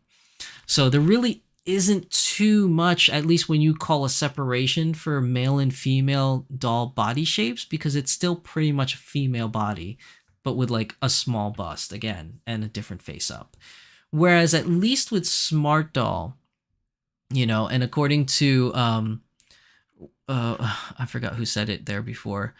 Who was the one that said it? I think it was it Christina? No, who said it that is slightly taller? Christina, yeah, Christina said it. Where the smart doll older boys, at least, which I'm assuming is Lelouch and Suzaku, are slightly taller than the classic girls. It, even if that's the case or not, regardless of the height wise, the sculpt of the boy dolls was definitely different. So with Kirito from Volks, you had a female torso, but you had a flat bust. Whereas with Danny's dolls, they actually had a muscular six pack, right? And they had a male torso that actually had squared out pecs that kind of looked like a, I guess you could say like a bodybuilder, not really like Arnold Schwarzenegger, but more of like Bruce Lee type, like squared out pecs, you know, and like the rock hard six pack abs, even the forearms and the biceps, you could see some muscle definition. Now it wasn't like huge muscle definition, like they didn't look like The Rock or anything like that, but they definitely had a more fit, slim, lean type muscle definition to them. So that is something that I think is very different, that is offered in the male scale dolls, for representation wise. So you definitely can have dolls like Kirito that represents boys of, let's say, the high school years, where they're just more like thin, you know, but not lean type of boys, because it's still based off of the female body. Whereas you have individuals like Suzaku and you have Lelouch that have more of a male athletic build to them, even though they're still thin. And dare I say, Batman Jackson, they have a BTS type body where like they're thin, they're athletic, and they're lean because they dance and they sing. But they definitely have more of that athletic feel with those rock hard six pack abs and those squared out pecs and the muscle defined arms. So you definitely have that representation for the boys. And you even have Lelouch being in the old milk, and you have Suzaku being in the new cinnamon skin tone color. Even in this picture, you could see the differences between them. But I think that representation is great, because at least if you're a collector of both companies and you wanted to have some diversity in your male doll scene, you could have like a Kirito type body style, and then you can have a smart doll type body style, and it would represent different types of male bodies that you would see. But yeah, we don't really get much representation when it comes to the men. And it all comes down to the consumer, to be honest. There's so, and I like how Danny talked about that before in one of his posts, how he mentioned that there's a lot of people that get behind the representation train, but then don't support it. And what I mean by that is I'm not trying to say that you're fake or anything like that. I'm not trying to like, you know, say anything negative about you. What I mean by that is that you're an individual that says, hey, just like me, this is great for the community. This is great for diversity. This is great for choices and options when you're purchasing dolls, especially if you want to go for a specific way of representation, either whether that identifies yourself or if it identifies the character that you want to portray. Choices are always good. But you'll have things like people always say, oh, we want more boy dolls. We want more boy dolls. But every time the boys go up for sale, the sales figures are much lower. And that's why you don't see much male representation, because even though there's so much vocal outcry for the boys, at least financially wise, it's not showing. It's not equaling. Like the amount of vocal outcry that's out there for the boys does not reflect it in the financial aspect of it. And because the financial aspect doesn't come into it, like the companies lose interest in providing the boy dolls. And it's happened to all of them. Even Danny's company with Smart Doll, the sales numbers just wasn't there. And because logistically he can't just keep boy parts in stock, you know, just taking up space when they never sell kind of thing. So he resorted to doing it seasonally. And even now, even if it's not seasonally, we haven't even seen boy dolls be released in quite a number of years. It went from all the time to seasonally to like non-existent. It doesn't mean that it'll never come back at some point. I believe that maybe at some point it will, once he perfects his new his new boy Coco doll, because I know he's been working on that for quite some time. I don't know how far in the back burner that doll fell, but that doll, he was definitely trying to make it a little bit different than Suzaku and Lelouch, as well as not only facial structure wise for the head, but also body structure wise. He was tweaking it, and that, you know, that's always been the motto of his company too. Is just he's always being creative, always evolving with his dolls. That's why we have the new Evolve frame. That's why we have the new Pear doll. Batman Jackson says stop.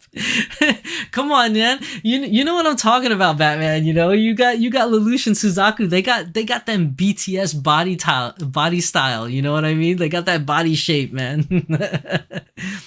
Yoshi Play says nice. David Kane says Obitsu has a boy doll, but not a zone in 1/3 scale. Okay. See, what scale is it, David? Because I actually have never seen one before.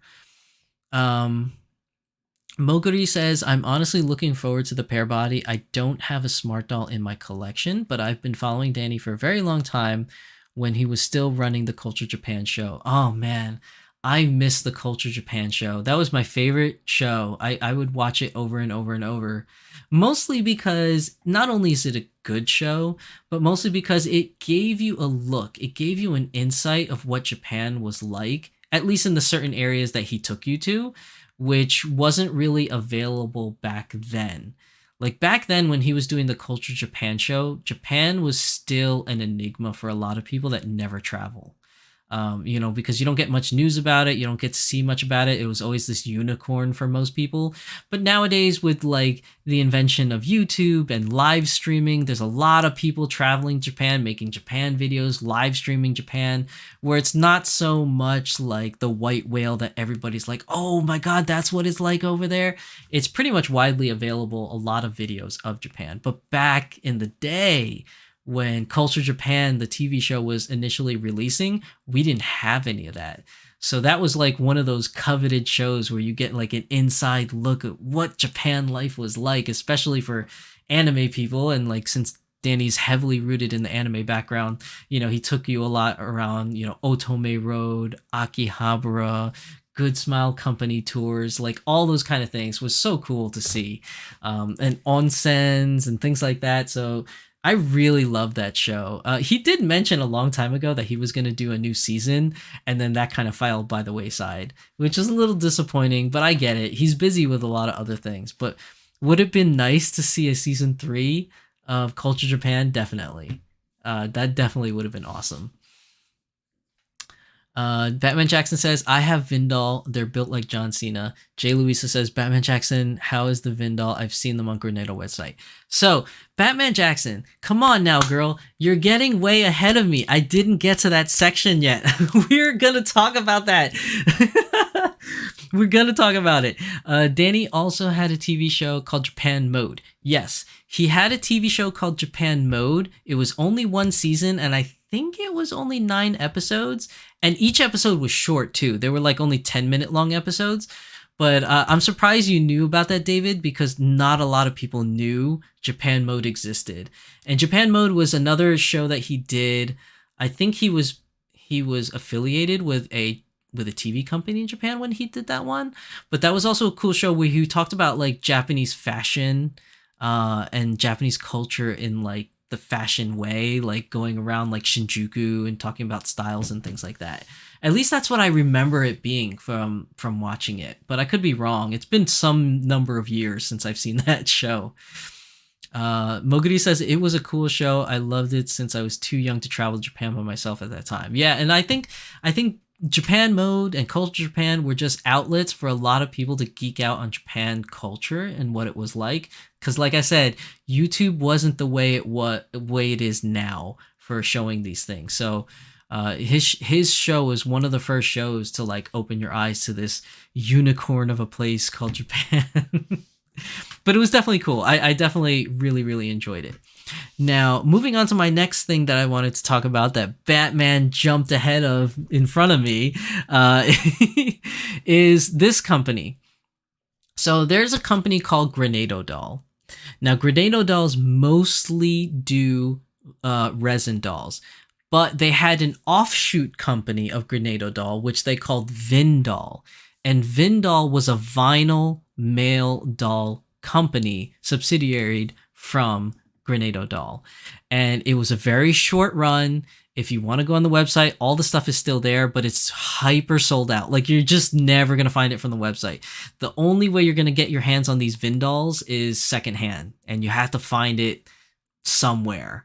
Like, not many people bought them because not many people knew it existed. I didn't buy one because I was skeptical. I didn't really know the company that well at the time. I wasn't sure what the quality was like. Nobody was doing videos about Vindal at the time. But if you look at it, Vindal looks really cool. So you can see in this picture here, these are vinyl dolls with an internal frame skeleton at back in the day, way back in the day when Vindal came out. It was like early days of Smart Doll. Dolphy Dream was pretty much ruling the scene. Obitsu Doll was always there in the background. And a lot of people were fighting about the new internal frame dolls, and they were like, they shouldn't be called ball jointed dolls. They should be called IDF for internal. What was it? Was it IDF? Yeah, internal doll frame. Like, so they were like, you should call it IDF. It's not a ball jointed doll. There was like so much like argument back in the day about it. And if you think about it now, it's so ridiculous because nobody nowadays even remembers what IDF was. Like, I don't know how many people watching this video. Put it down in the comment section below if you remember the age of IDF or the argument of IDF. Or put it in chat if you're watching this live, if you remember that time frame of the doll community where ball jointed doll, and it mostly happened from resin people, where ball jointed dolls people were like, you know, these vinyl dolls with their internal skeletons are not ball jointed dolls. And they used to fight about it on forums and stuff. And they'd be like, you should call it IDF. And then people were like, no, it's just ball joint. They use ball joints, man. Like, they still have ball joints in them. They're supposed to be BJDs. So anyways, I'm king of tangents. I'm going off on a tangent. Vindal made vinyl dolls, and these dolls are definitely what I picture a male doll to be. And I know that opens a can of worms too, because we're talking about different body types and diversity. But at least for me personally, from this channel, from my voice, I can't speak for anybody else. I'm only speaking for myself. If I were to buy a male doll, this is the type of doll I want. I want something muscular, something that I'm not. Like, I'm definitely not that person that wants a doll that identifies me, because no matter how much you say, you could say that, oh, Jeffrey or Shizu-san, you're just being self-deprecating or whatever. It's like, I don't like the way I look. Like, that's just me. I personally just don't like that. I don't look cool. I'm not Tom Cruise. I'm not Brad Pitt. Like, I don't have that ideal body type that makes women swoon. But like, if I were to get a doll that I want, that I fantasize about, it would be something that I would like to look like. And Vindal definitely has that, and Grenado Doll has that. Like, if I were to think about the ideal body shape of what I want to look like, I would like to look like this. I want to be tall. I want to be muscular. I don't necessarily have to be like The Rock, like way over huge, but definitely something like a Jason Statham, which is kind of like what this doll looks like to me. The Vindal looks like a Jason Statham type. He's tall, he's thin, he's fit, he's lean. He doesn't look overly too big. I think this is like the perfect doll for me. And this is what I would like to represent as, because that's what I would like to look like. I don't know if it's the same with ladies. I really don't. Say it in the comment section down below, or put it in chat if you're on the live stream. Like, when you buy your dolls, are you more so like, I want something that represents me and looks like me? Or do you want something... you buy dolls for dolls that you wish you look like, or you fantasize that you look like. So for me personally, if I were to buy a male doll, I want to buy a male doll that represents what, in my head, what I want to look like, even though I can't. I went through that whole age when I was younger where I was like, I'm going to work out and get buff and look like Arnold Schwarzenegger or whatever. It never happened, man. I religiously hit the gym in my college years. 4 days a week, which some people will say is not enough, but I went 4 days a week, and I was on a very strict diet. I was doing supplements and everything, and I got in shape. I actually got ripped. I got lean, but I could never get bigger. I could never gain mass. I always had trouble gaining mass. So I would always be thin and lean and a little bit ripped, but I still ate ice cream because I love ice cream, so that didn't help. But but I always tried to get mass, and I could never get like I couldn't get bigger. I just got more ripped. And some people would say that's what a lot of people want, but I didn't. I wanted to get big. Like I wanted to be big, like be like that guy that walks around that can't touch his two fingers together because he has too many muscles. Like that's kind of like what I want to be like, and I never got to that point. No matter how hard I worked out, I never got to that point. But anyways, Vindal. See, I'm going too much on a tangent. Vindal is something I really liked, and I'm sad that I didn't bite the bullet and get one when they were released. Jay Luisa says, I love the Granado male look, but they are 1/3 size. Yeah, they are 1/3 size, but they're actually a little bit taller. I think instead of 60 centimeters, I think they're 65 or 70 centimeters, but I don't remember. Oh no, it says it right here, 66 centimeters. There you go. 66 centimeters tall for the male doll. So they were pretty big. Mars is my favorite of their sculpt. I didn't look at the Mars doll. I'll have to take a look at that. I'm on the same train as you. My two boys have muscles. Yeah, I want muscular men. Like, I don't know if that sounds weird coming out of me, but if I want to buy boy dolls, I want muscular men. I want beefy men. I know that kind of sounds weird, I guess, saying it that way. Jay Luisa says, I actually would like my boy doll that has a body shape of Maui from Moana. Yeah, Maui is definitely like, yo, Maui hits the gym. Like, you look at Maui from Moana and you're like, yeah, Maui spends a lot of time in the gym. Like, he's a gym rat. But if you look at this is something I think a lot of doll companies should do. So you have this picture of the Vindal here, which look at that profile of this guy. Look at the muscles on there. Like, the muscle definition just looks so good. Like, I wish another doll company would do this, or if Vindal came back and started making more dolls again. But you can see here, these are the different measurements of it. I ran out of time before today's episode to convert it, so I don't actually know what this would be if I were to convert this into a man, into like a real life person size. I can try to see if I can figure it out. Like, let me see. If I open Google and try to at least do the height, let me at least get that for you guys, right? So centimeters to inches. Let's see. They put here that it's 66.5 centimeters. Okay, so then where's my calculator? Because I'm really bad at math. I don't know what this would be. I'm so sorry, guys. I'm terrible at math. I failed math like a bajillion times.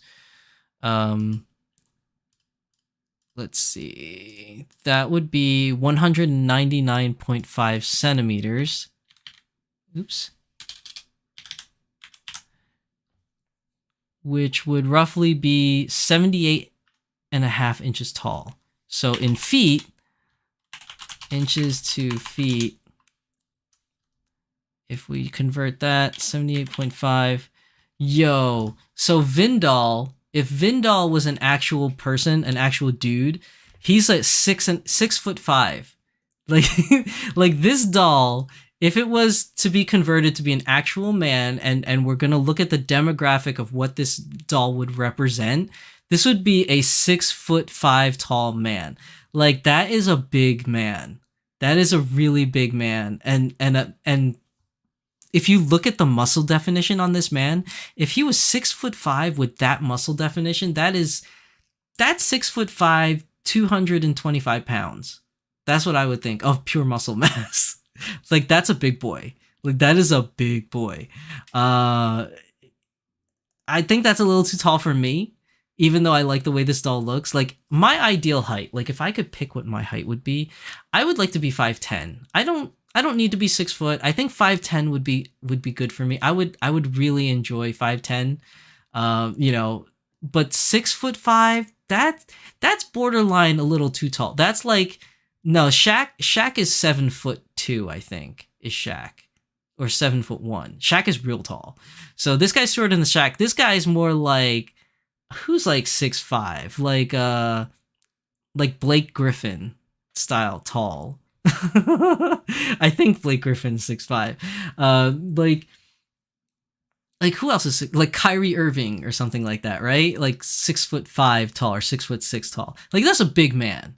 That's a big man, and that's a big muscular man. That's a beefy boy. Another thing that you need to know about Vindal is that they have you can choose your member size. So for the men genitalia, it's actually on a magnet, and you can just rip it off and put a bigger one and or smaller one on there. So it was definitely defined in the lower region, which is fair. If you can choose different bust sizes for ladies, why not choose a different size for a man, right? I guess. And Vindal definitely and Grenado Doll took it that one step further, where they had definite genitalia sizes that you could pick from and purchase. So not hating, I'm just saying that's diversity for you, and that's options. And in the doll community, we always love options. But yeah, this is a big beefy boy, and I like it. Here's another picture of it, a little bit closer up, and this is straight from their website. So I didn't blur this out. They blurred this, okay? They went to the trouble because it's very graphic. Like I've seen, if you Google them and you look at it, it's a very graphic member that they put on these dolls. It's very graphic looking. So I can understand why they blurred it out. But I just want you to let you know, I didn't blur it out. It was blurred out from the company. That's how graphic it is, that they took it to that step where they're like, maybe we should blur it. But you could see in this picture here, the muscle definition in the abs and in the chest, the torso chest, even in the collarbone. Like, look at that definition in the collarbone, man. And then the biceps and the shoulder muscles and the forearm. Like, this is a beefy boy. This is definitely a beefy boy. Luxaria says, I have them all in a container. Wait, you have a Grenado doll, Luxaria? Although mine are not from Grenado. Okay, but I think that's funny, you keep them all in a container. How does that conversation go when friends come over your house and they see a small container with a bunch of members in them? It's probably the same thing that people say when they come over my house and I have a drawer full of different bust sizes. Probably the same thing. Batman says nope. What are you saying nope to, the Batman? I'm sorry. I'm getting to these messages a little late, so I don't know what you're doing. Luxaria says, although mine are not from Grenado. Batman says the mag peen is only on the resin. Oh, really? The mag version? The Magnum is only on resin? Okay. It's still funny. It's still funny. And you can see here with the blank face, there's so much you could do with this. Like, he definitely has the long, square jaw look, and he looks great. Like, this is definitely the man's man kind of doll. Whereas, like, you have like this here, which is Lelouch and Suzaku, which is like BTS. Okay, I'm gonna keep saying it, Batman. I'm gonna keep saying it. You have BTS style dolls here, right? You got Suzaku and you got Lelouch. Represent BTS right there. You have Kirito, which is like, I don't know, high school sweetheart kind of dude type of thing. Not very muscular, but kind of just your average dude. Then you got BTS dudes, and then you have like The Rock, I guess you could say, or Jason Statham. Like Grenado doll took it that one step further. I really wish they still make these, because if they did, I would 100% buy them. The another thing with Grenado doll is that they offered a wide variety of colors. There was like flesh, there was tan, there was white, there was super white, there was semi-white. There was even other fantasy colors. I think they had gray, and I think they had a darker cocoa, like different versions of cocoa, their versions of cocoa on there. They had like a lot of colors. I think there was like 10 skin tone colors to choose from, which was pretty cool. Batman says, I keep my resin peen in the in the heads. Batman, Batman, you put their peepees in their heads? Oh man. Oh no. I think I like keeping them in a jar. I think that's better. You put the peepees in the head. No. Okay. Luxaria says it's a fun conversation starter. I bet it is. Christina says, it's fun, but if you're trying to find a boy BJD for any, Well, I think you didn't. Oh yeah, any company that does $40 sells out really quickly. So if you're shopping for boy dolls, it's always hard no matter what company. Yes, I agree because Volks is the only one that has somewhat of a steady stream of boy dolls, and I say that because you have Dolph Eugene Choice. So you can always build a boy doll if you want to. But when it comes to collaborated dolls, definitely not that many. And even standard issue dolls, they don't even have them for Volks. And then Smart Doll doesn't even make boy dolls currently. And then A-Zone, David said he saw like maybe one or two, but like they don't really have them. Um, so even in resins, there's a lot more choices in resins, but it's still fewer than the females. And then obviously Grenado Doll and Vindal doesn't even make Vindal anymore. So they're sold out. So yes, definitely anything that you're trying to find boy-wise is always going to be harder to find for some reason. And I always found that odd. I always found that odd because when I talk to other people, there's a lot of people that want boy dolls and there's a lot of vocalization for, let's make boy dolls. But you can't, I feel like you can't say that companies don't make them. It's like they do, but nobody buys enough of them that makes the company wants to keep them in stock is what I'm assuming. That's what I'm gathering. And there could be a lot of reasons that go into that. It could be price. Maybe people are not buying them just because purely they're just expensive and they don't want to shell out the money for it. But they do want a boy doll. It could be something that the boy dolls released don't speak to them. Maybe they don't want fully muscular dolls. Maybe they want BTS style dolls. Maybe they want Kirito style dolls. So it really depends too. Like, depends on the type of male doll that's being released. Some people don't gravitate towards really muscular. Some people don't gravitate towards BTS. Who knows? Like, there's different kinds of people with different kinds of taste, just as much as there are different kinds of dolls. So there's a lot of contributing factors that go into the sale or not sale of male dolls. But there definitely is a lot of vocalization for males, but not enough financial sales. Wow, that rhymed. I didn't mean for that to happen. But yeah, Grenado Doll, Vindal, definitely very awesome. And just for fun, I kind of want to show you guys this. This is my favorite. So Grenado Doll makes a doll, and his name is Urus. I think it's Urus the Samurai, I think is his name is, right? Let me look it up real quick because I forgot his name. I think it's Urus. Where is he? Is it? Oh no, it's not Urus. It's Uranus. Why they gave him the name Uranus, I don't know, but it's Uranus the Samurai. I don't know why they gave him that name. That's such a weird name. Like, why can't they? If he's gonna be a samurai, can't we just call him like Mitsurugi or something? Like, can we call him like, Date Masamune or something? Like, why are we calling him Uranus the Samurai? That's just a weird name. But when I think of male doll, this is what I want. I don't know what the rest of the demographic wants, but this is what I'm looking for.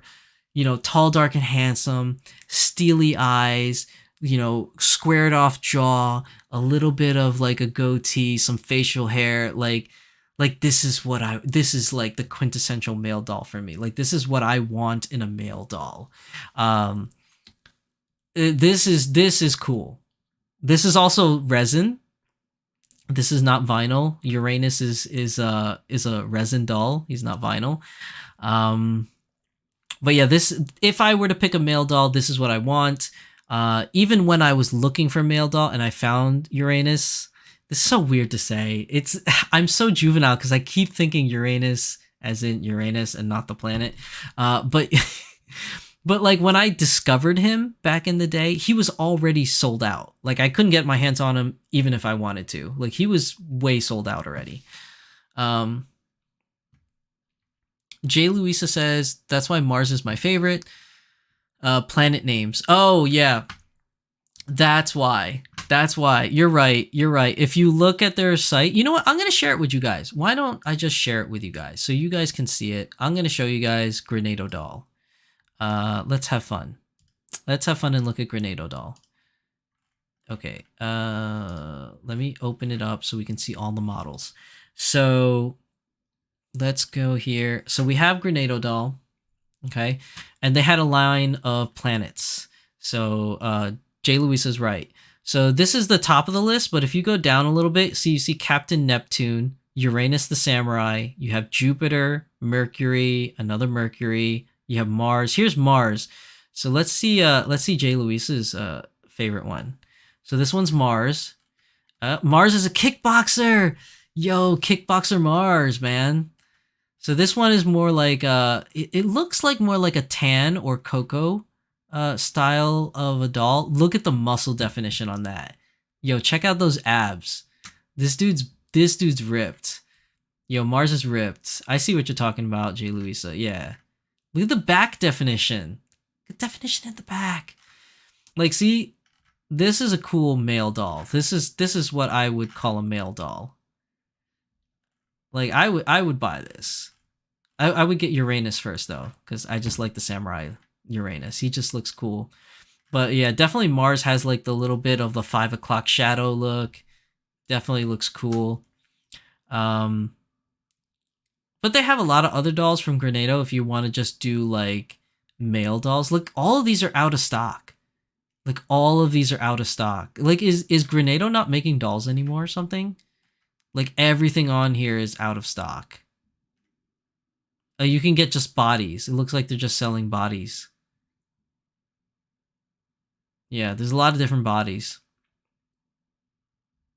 So you have, look at this. So you have male body Evol, right? So you have Evol, which looks like this, right? Pretty muscular. It looks like Mars. It looks like Uranus type, like muscular, right? And then they take it one step further because I think they have, oh, I gotta go back down. So they have male body Lads and Plus.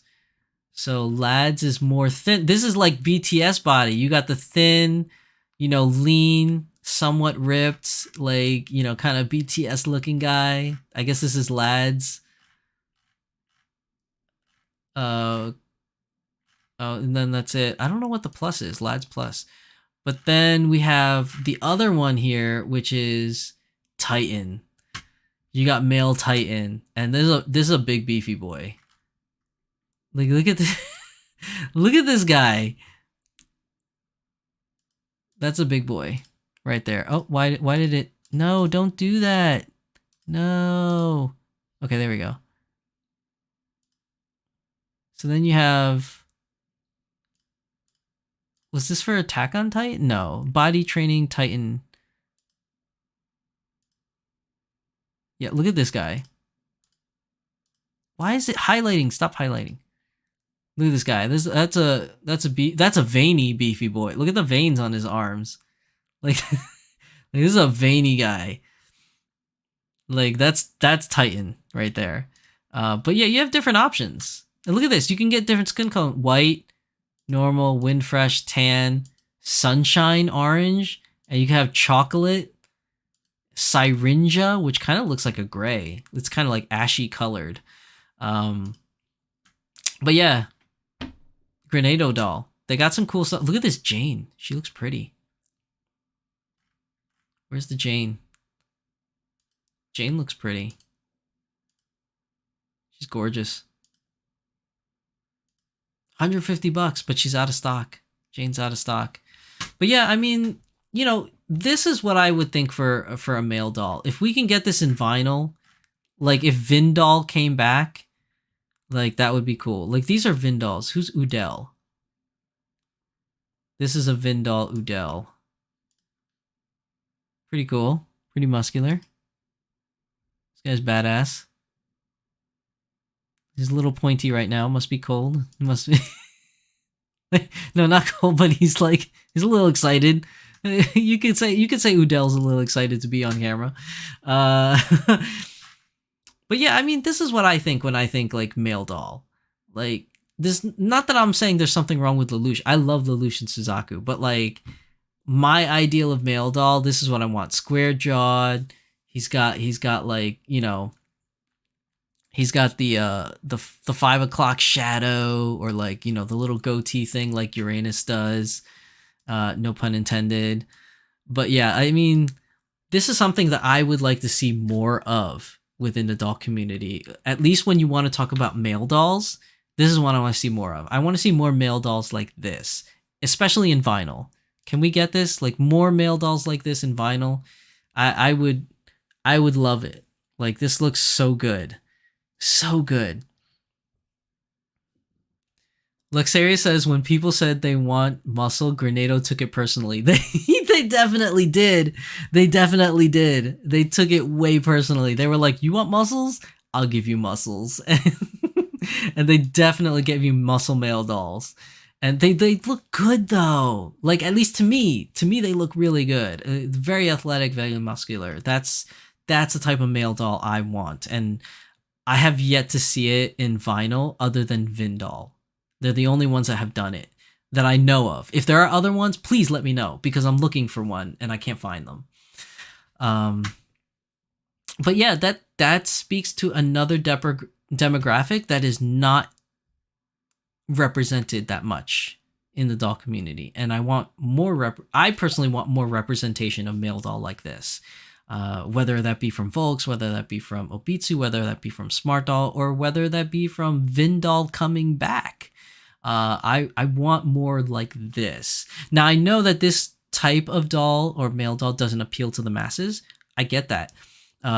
Just as much as maybe Pear doesn't appeal to the masses. Maybe Dynamite, Dolphy Dream Dynamite doesn't appeal to masses. Maybe Chimiko doesn't appeal to the masses. But the fact of the matter is that the more choices we have, the better it is for the community and the better it is for representation.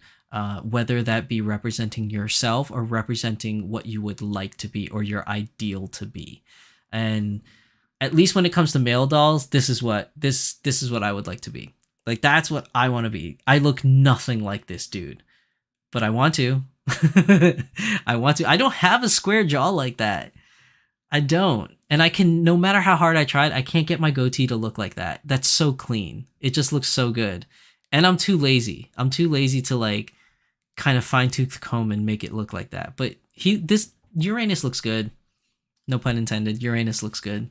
I really like him. I'm thirsty. I've been talking 2 hours straight without a drink.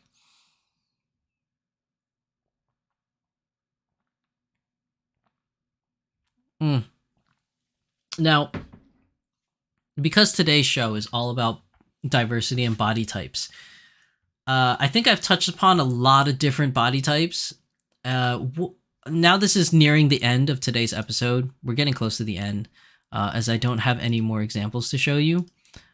But what I do want to ask you guys, at least towards the end, I want to get y'all's opinion.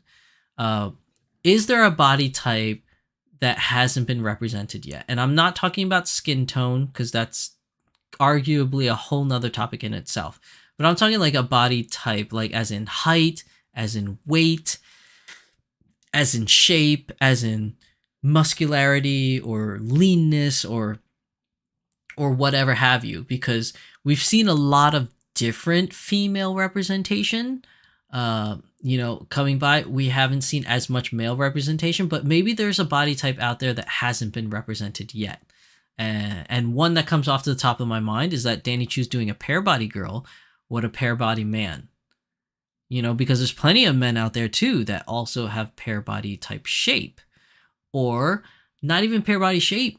How about just a man, like an older man, just like Spy Family's father, Lloyd Forger or Roy Forger? Why can't we have that? Like, I would like to see that, like a man in his late 20s, maybe early 30s, like man, like not boy, not teen, not young man, but like man.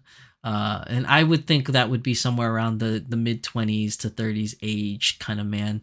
Especially like Uranus here that has like the the square jaw, dark eyes, muscular shape like Grenado doll kind of thing. We don't have much representation of that. Or pear-shaped man. We don't have pear-shaped man.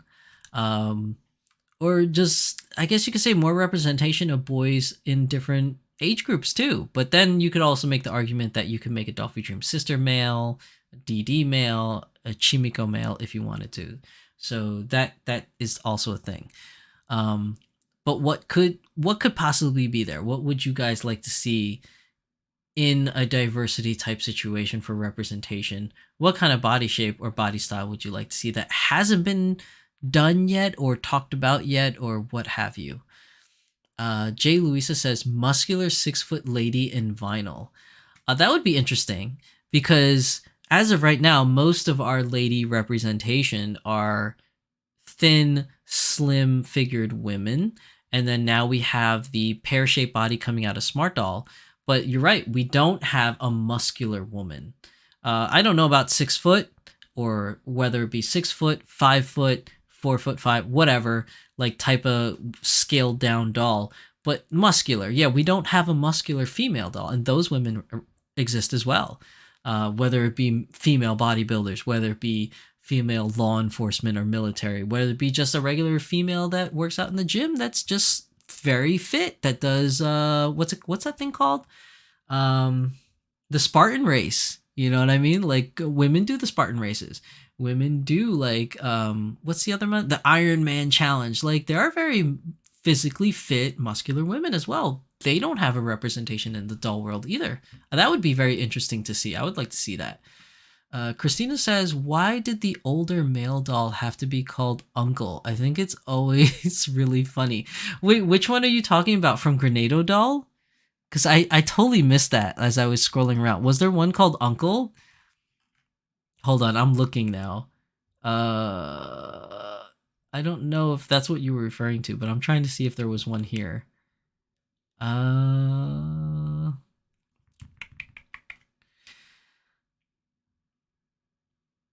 There's a guy called Mad Scientist.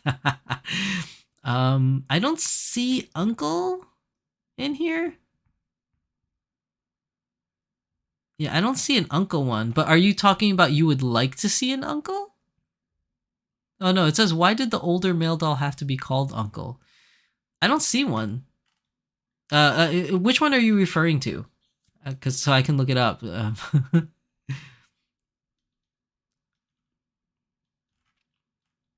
Yeah, I don't see one on here. But that would be interesting. Where did they call him the Uncle doll? Or is that a Google Translates snafu? All the older male dolls, Uncle, which is funny. Really? That's kind of funny that they call them Uncle. Well, I guess Uncle is better though, right? Like, do you want to call him Uncle or do you want to call him Daddy? Like, cause that would be weird too, or Grandpa. Like, this is my daddy doll. Like, I don't know. Like, that would be kind of weird too, but just call them a male doll. I think that's just the best way to call it. It's just a male doll. Why do they call it Uncle? That's just weird. That is kind of funny. But is there any other representation that you guys would like to see watching this in chat? If you're watching this on the VODs later, put it down in the comment section down below. If there are any other body types or body shapes that you would like to see some representation in the doll world, especially in the vinyl world, because I mostly just cover vinyls on my channel, aside from this Grenado doll that looks amazing. But yeah, I mean, I don't know if there are any other ones. Oh, okay. Thank you, Batman, for clarifying. So 70 centimeter resin dolls are called Uncle. That's funny. Why are they called Uncle? I think that's weird. Like, why? Why do they call them Uncle? Is this some kind of infatuation with Uncle? I mean, I guess it's better than calling them the Daddy doll, because that's just weird. You call him Daddy. Like, here's my new doll. It's part of the Daddy line. Like, that just sounds so weird. Like, you wouldn't call it the, like, same thing for the girls. Like, for the female dolls, you don't call them the mommy line. You don't call it the auntie line. So why is it called the uncle line? That's just so weird. That is pretty weird. Jay Louisa says, yeah, that's the size. This is so weird. See, I don't know much about the resin side of the hobby, so this is great when you guys give me this input from your knowledge of resin, because I don't know a lot of the resin stuff. If Tempest was here, she would definitely like be spouting off a whole bunch of resin knowledge, as she's very knowledgeable with resin stuff. But I'm glad you guys are here to like educate me on the resin things, because I definitely didn't know about the uncle side of it. Luxaria says maybe it's a translation. I don't know, because like, I don't even know. Like, for Japanese, right? what is it called in Japanese? Like, is the only translation for it uncle? Or and I know a lot of resin dolls don't only come from Japan. Like some are from Korea, some are from China, blah blah blah, things like that. So the uncle translation may be a Chinese translation or Korean translation, wherever those dolls are coming from. Oh, Luxaria says since it started Chinese, then it's just translated. So maybe like the Chinese translation just translated it to uncle for some reason. That's interesting. But I think also I don't 100% know because obviously I don't speak the language. But in Chinese language, for anybody that knows the Chinese language, I mean, I could ask my wife, but she's sleeping right now.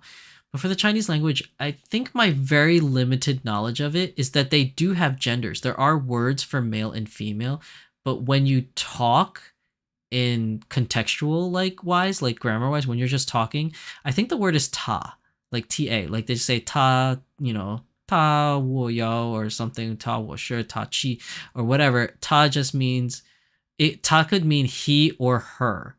There is no separate word for he or her. It's just kind of like ta, right? And you can only know if it's a he or her through context.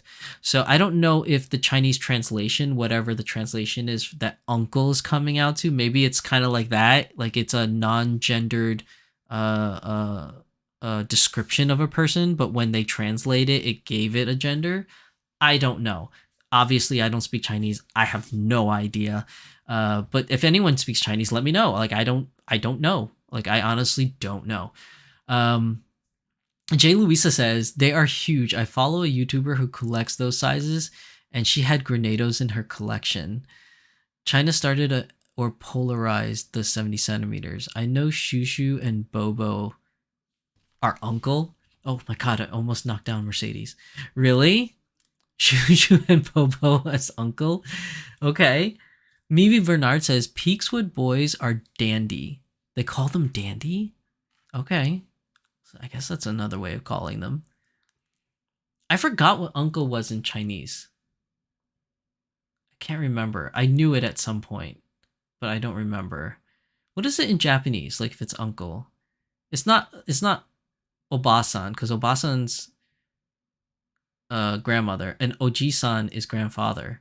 But what is uncle and auntie in Japanese? And see, now we're going on a whole other tangent. Like we're not even talking about dolls anymore. This is so funny. I mean, we are talking about dolls, but now I'm just like offshooting on different languages. I know through Chinese animation and novels. Oh, I see.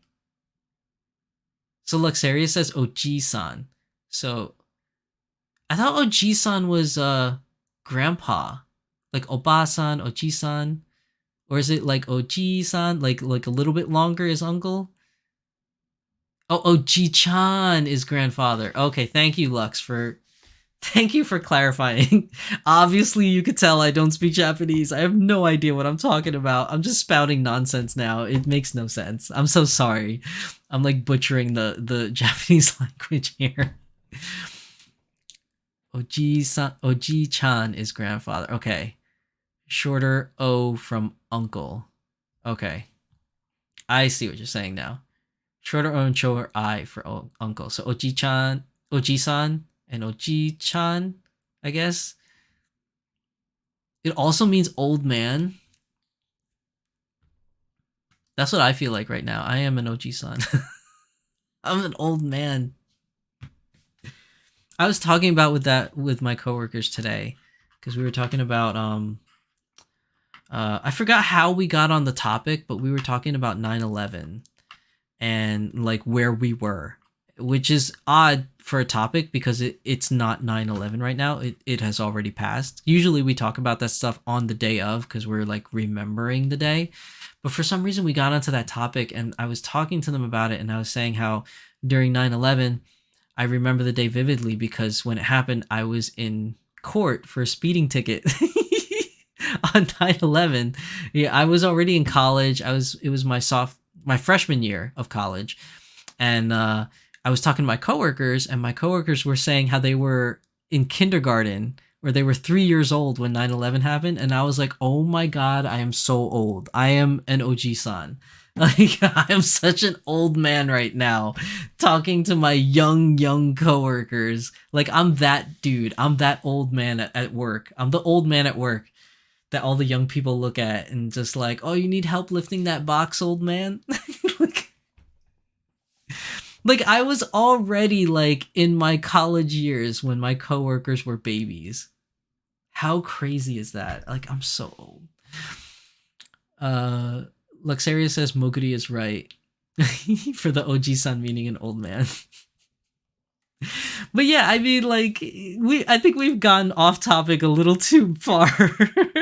But generally, it doesn't look like anyone else has, at least right now. Because I'm putting people on the spot. At least as of right now, nobody has any ideas of other body styles that they would like to see, other than the suggestion I saw for muscular female body. That was definitely, that doesn't have representation. That could maybe Grenado doll will bring back Vindal and have muscular females. You want muscles? Let's give you female muscles. That might happen. Or like just the older man doll. Like we don't have an older man doll, whether it be a pear-shaped man or just an older man rather than a boy like Kirito. Like we don't have that either in doll representation. But again, male dolls are a hard sell, I think, for the community right now, because even though vocally the community wants it, just the numbers aren't there financially to make it sustainable. Excuse me, to make it a sustainable product. Luxaria says, I'm satisfied so far. I think in Asian culture, uncle is just for a grown man, not old per se. And since 70 centimeters were designed to be those hot, mature men, I'm satisfied so far. Hey, I'm on the same boat with you. Like, I'm satisfied with these Grenado type men, Uncle OG-san dolls. I'm okay with that. Like, they look pretty dope to me. There are already muscular female bodies. Forgot who made them. Yeah, I assume that there are for resin, right? Because the resin's been around a lot longer, so they had so many different types of iterations for resin dolls. But I don't think specifically, if we're talking vinyl doll, were there any any vinyl female muscular dolls? I don't think I've seen any. But again, I'm not the and all if all. That's why I ask you guys. Maybe one of you guys out there have seen a vinyl female muscular doll. But that, regardless, I think that would be cool. Like at least if one of the top three made one, whether it's Smart Doll, Dolphy Dream, or Volks, Smart Doll, Volks, or Azone. Like at least those are the ones that I think are the top brands right now. Obviously, with time that could change. But as of right now, I think those are the top brands. I mean, you have other brands coming out, things like Dollbot, things like, what's that other one? There's another one.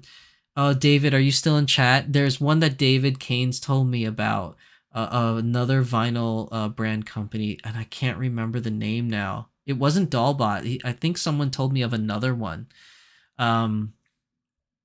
But yeah, there's other up and coming vinyl doll companies. This one that somebody told me about, they made the cat versions. I just can't remember what they were. There are other doll versions for vinyl dolls, but they're not really in the top three, I think. Which right now, currently, I think the top three in no particular order, but it was Smart Doll, Dolphy Dream, Azone. I think those are the top three companies for vinyl dolls right now. And that's in no particular order. I'm not saying one is better than the other. Anifee, that's right, David. Thank you, David. Yeah, thank you for sticking with us. He's still here. Anifee is the other one that is a new up-and-coming vinyl doll company that has really cool stuff. So Dollbot, Anifee, I think those are two companies that have very good vinyl dolls that are starting to emerge. They just need to come out with more stuff. But they are smaller companies, so they do come out with things a lot slower because they're not big. They don't have the staff to make a lot of stuff. But yeah, I definitely would like to see something like that. It's the Sexy Azone doll company that makes the muscular vinyl. Wait, are you talking about Vindal? Batman Jackson saying that it's the Sexy Azone doll company. that makes the muscular vinyl. Oh my gosh. What a topic today, guys. I think today was a good topic. I had a lot of fun with it. But yeah, there's there to so I want to make something clear. Like the reason why I brought today's topic, and why I wanted to talk about today's topic is because I've noticed a lot of talk on the internet, or the interwebs or on social media about Danny's new pair body. And there's like a lot of talk about diversity, a lot of talk about inclusion within the community right now, about people talking about, is this good? Is this bad? This shouldn't wear this should wear that. And I feel like Danny's getting a lot of heat right now because of it. And I think it's unjustified heat because he's not the first one to make a diverse doll. Like, as we saw today, there's a lot of different dolls from Volks, whether it be height or age-wise representation. There is different representation in other companies like A-Zone. There is different representation in resin, especially has so many different representations. So inclusion and representation is not a new thing. It is not a new thing. It may be new to the vinyl scene, like as opposed to a pear shaped style doll, but it's not new for the doll scene in general. So before people start getting up in arms about diversity this, diversity that, there is diversity, and that doesn't mean that it should stop there. I'm just saying that it's already been there, and every few years or so we get something new added to the table of contents of diversity in the doll community. So I don't know why people are getting all up in arms, over pear shaped girl, because even Volks has the new Chimiko doll. That's a level of diversity depending on how you want to define the word diversity and inclusion. It all depends on how you define it too. So, Volks launching the very small Chimiko version, I haven't seen a lot of people complaining or criticizing that.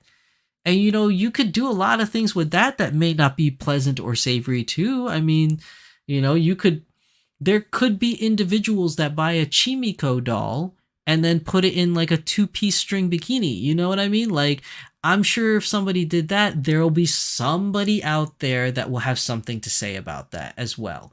You know what I mean? So why is Danny and his pear-shaped doll getting a lot of flack right now? I think it's unjustified.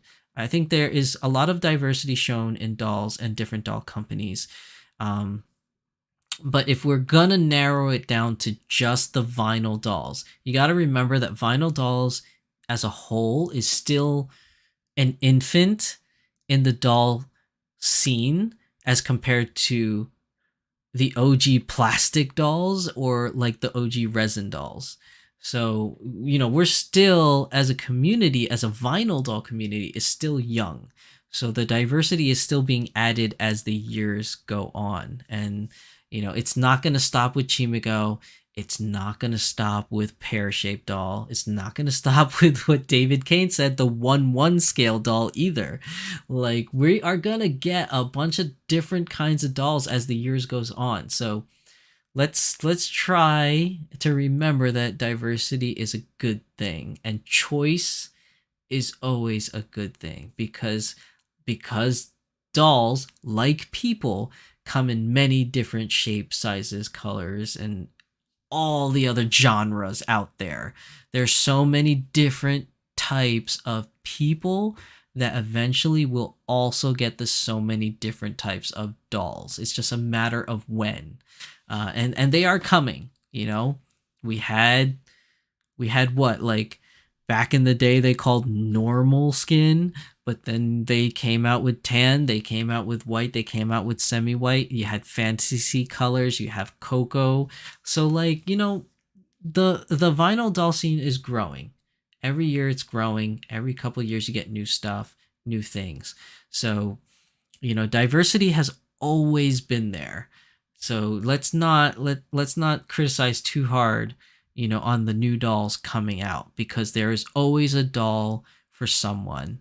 And if it's not there yet, eventually I feel like it will be. As long as we have enough outcry, as long as we have enough demand for it, it will eventually get there. It's all a matter of when and how much you want to support it. Do remember, like I said before, the vocalization of what you want has to equal the financial sales as well in order for it to stay fluid. Unless you have a company like Smart Doll, where it doesn't matter what the sales are, depending on what the doll is, Danichi will keep making it because it's on principle, like his vitiligo dolls. They're always going to be there regardless of whether or not the sales are there because he believes it's a needed thing for his company to keep providing. So, mission statement for a company also, kind of depends on how the doll community will be shaped in the future. Let me go back because there's a lot of chat going on right now. Let's see. Anifi, as in Fairyland's Anifi, and then David Kane says Anifi is discontinued. They only made the 2 Nekopara girls and Hachiroku. Yeah, I remember Anifi having the Nekopara girls. So wait, they're gone now? That's a little disappointing. Anifi is connected to the resin company Fairyland. They are known for their Minifee lines. They made Supersonico. The company uses the Alone skeleton, or the Azone skeleton. Okay. Fairyland made the Anifi, but now discontinued. That's a little sad because I don't have an Anifi. I didn't buy one, but that doesn't take away from the fact that they were gorgeous looking dolls. Like the Nekopara dolls were really cute. Batman's asking for chat to help. The company with the lopsided boobs and the Ahego face. I've never seen that. Is that resin? I've never heard of that. David Kane says, I have all 3 Anifi which were released. Oh, lucky you, David. You are on the ball with these releases. Luxaria says, Danny is just getting heat since he is more open to other people. Like he directly communicates to the fans, collectors, compared to companies where the haters will have no effect. Yeah, no, that's true too. And I say that a lot on my channel too. Luxaria, and I know you probably know I do, but like Danny does get a lot of hate because he directly communicates with his community or his fan base or his consumers. Like he directly communicates to them, whereas things like Azone or Volks, like they probably get the same amount of emails or the same type of emails, but they just don't release that they get them. Like they get them, it probably goes to their HR department or the marketing department, and then they kill it right there, or they show it to everybody and then they kill it or whatever. But they don't release that stuff to the public. But Danny releases it. I don't. You can say what you will. You could say it's toxic. You could say it's helpful. You could say it's inspiring. You could say that it's just overall good to know, to get to know the company owner, I guess you could say. But no matter how you look at it, that's the way he does it. And I like it. I like the fact that he shares his opinions with people and that he directly communicates, because you don't get that a lot. It's not to say that it never happens anywhere in the world. It's just, it's very rare. Like, what's a good example? Like, I love Subaru. Like, that's one of my favorite car companies. Like, Subaru, Audi is like my very favorite car companies, and I owned both cars. But I have never, no matter how much I buy their cars, no matter how much I buy their clothing, because I do, as geeky as I sound, I do have clothing from those companies that I like to wear from time to time. I've never met the owners. I've never met the creator of a particular model style that I like. I've never met them. But with dolls, with Smart Doll, I love Smart Doll, and I got a chance to meet the creator, and even if I didn't meet the creator directly talks to his community. Like, that's awesome. That's awesome. I like it. I maybe it's not for everybody, but I like it. Jay Louisa says, I thought they were still working on them, just doing their main line till then. That's a shame. David says, I emailed Fairyland asking about hands and busts for the Anifi girls, and they stated they have no further plans for the Anifi dolls. Aw, that's so disappointing. Batman says Angelphilia. Angelphilia makes a muscular vinyl girl. They do? I thought they make, like, I've seen an Angelphilia doll before. I don't know if I would say that they're muscular, but they are a little bit more lean, if that's the correct term. Unless, yeah, I think they're more lean than muscular. but I guess that's a fine line too, because I guess that's how you define it. Like in my head, when I think muscular, I think like Sally. Like I don't know how many people have Netflix, but when I think like a muscular woman, I think like that Netflix show Killer Sally about the body female bodybuilder. Um, I always think of that when I think muscular female, and then when I think athletically fit female, I always think like the ladies that do like Spartan races and stuff like that. That like the ladies I see at my local gym, where they're not hugely muscular, but they're very fit and they're very lean, kind of thing. Um, but wait, are you talking about Batman Jackson? Are you talking about Angelphilia also has the lopsided boobs and the Ahego face? Is that the company that you're referring to as well? Or is that the one that you're still waiting for an answer for?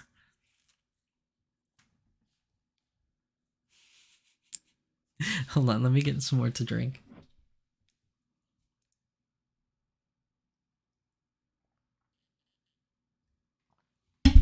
Ooh, sorry, I bumped the microphone. I hope that wasn't loud for you guys. Okay, so I think that pretty much ends our discussion for today, but we can keep the discussion going in the comment section down below if you still want to add some stuff, and I'll reply to you in the comment section down below. Because I think this is a very good topic. I think it's a great educational topic, an informational topic for people that are new to the hobby that didn't know all these different types of dolls that existed. So I think today was is a great day, and I had such a great time talking with you guys about this topic. It was really, really cool. And thank you everybody that participated in the chat that gave me, their extensive wealth of knowledge of the doll hobby that I did not possess. So this was a win-win A+ stream today. I really enjoyed today's episode. So before I end the episode today, I do want to do my normal thing that I always do, and let's talk about my anime corner. So this week's anime corner, I have a couple shows, all of the same type of line. So it's not like different shows; they're all part of the same series. But I do want to talk about it, which is my recommendations for anime this week is Gundam. So the new Gundam series that's out right now is Mobile Suit Gundam: The Witch from Mercury. This is a great, great show, and it really takes the Gundam show to a different level. Where okay, I shouldn't say most, all of the Gundam shows are mecha shows where they feature robots, right? But all of the Gundam shows are also very heavily political, because it's war, so there's always politics that follow that or precede that. But what I like about this show is it combines a lot of things into one. So you have big mecha robot fights. You have a war that's going on per se in the background. You have high school life because you have students, so you have the high school life thing. But what I think is really cool too is they have this really crazy like business model aspect to it, where they talk a lot about different type of businesses and financial wars and sales wars and productivity and product placement and things like that, all in this one show. And it's such a great show. And one thing that's been missing from a lot of the newer Gundam shows lately that happened in the earlier shows, I want to say, is that there's a dark side to this one. There's a pretty dark side to this one, and I don't mean dark as in like violent or like, like Saw kind of dark, or like, Poltergeist dark, like not really that, but dark just like there's something that happens in the show that you find out that's just kind of like, ooh, gives me a little bit of chills down my spine, where it's just like, ooh, that's a little dark. So it has like a little bit of everything in the show. This is a great, great show. I can't recommend it enough. The first season's already completed. I think the second season is starting to air or already started to air. But this is a really good show. Definitely try it out. Even if you're not a Gundam fan, I think that you can really appreciate this show and start to get into the Gundam universe because of this show. Let's see. Christina Kowal says, great show. It's super fun. Moguri says, great show. It was a little different for a Gundam anime. Yeah, it had a little bit of everything in it. Like, it is very unique. Mika7 says, I just helped brother-in-law to build a Gundam robot. I think they are robot, haven't seen the anime. Jay Louis says, Iron Orphans is dark. Yeah, Iron Orphan, well, yes, Iron Orphans has a dark side to it when you think about the whole psycho frame kind of thing and like how the kids, like military kids and things like that. Yeah, there's a dark side to that. And this one has a similar dark side, but a little bit more eerier. It's not the main focus of the show, but it's definitely there. And Mika says model. Yeah, what model? Because you haven't seen the anime, you probably don't know. But like, yeah, I think Gundam 2 is another one of those things where it has those model kits where a lot of people just like building the models and has actually never watched the shows. They just love building robots. And since there's a lot of robots in Gundam and there's a lot of different models to choose from, a lot of people build them. But definitely, even if you're not a Gundam builder and you're not really into robot mecha anime, I think because Witch of Mercury has so much of everything in it, like a little bit of everything is in this show. I think it's one of those shows that it's a good starting point to get into the Gundam universe. And I know some people might cringe at that because they're like, no, man, you got to watch the original, like, UC Gundam. And it's like, UC Gundam is great. Don't get me wrong. I love the story. It's one of my most favorite stories in the whole Gundam universe. But it's also old, and some parts of it did not age well.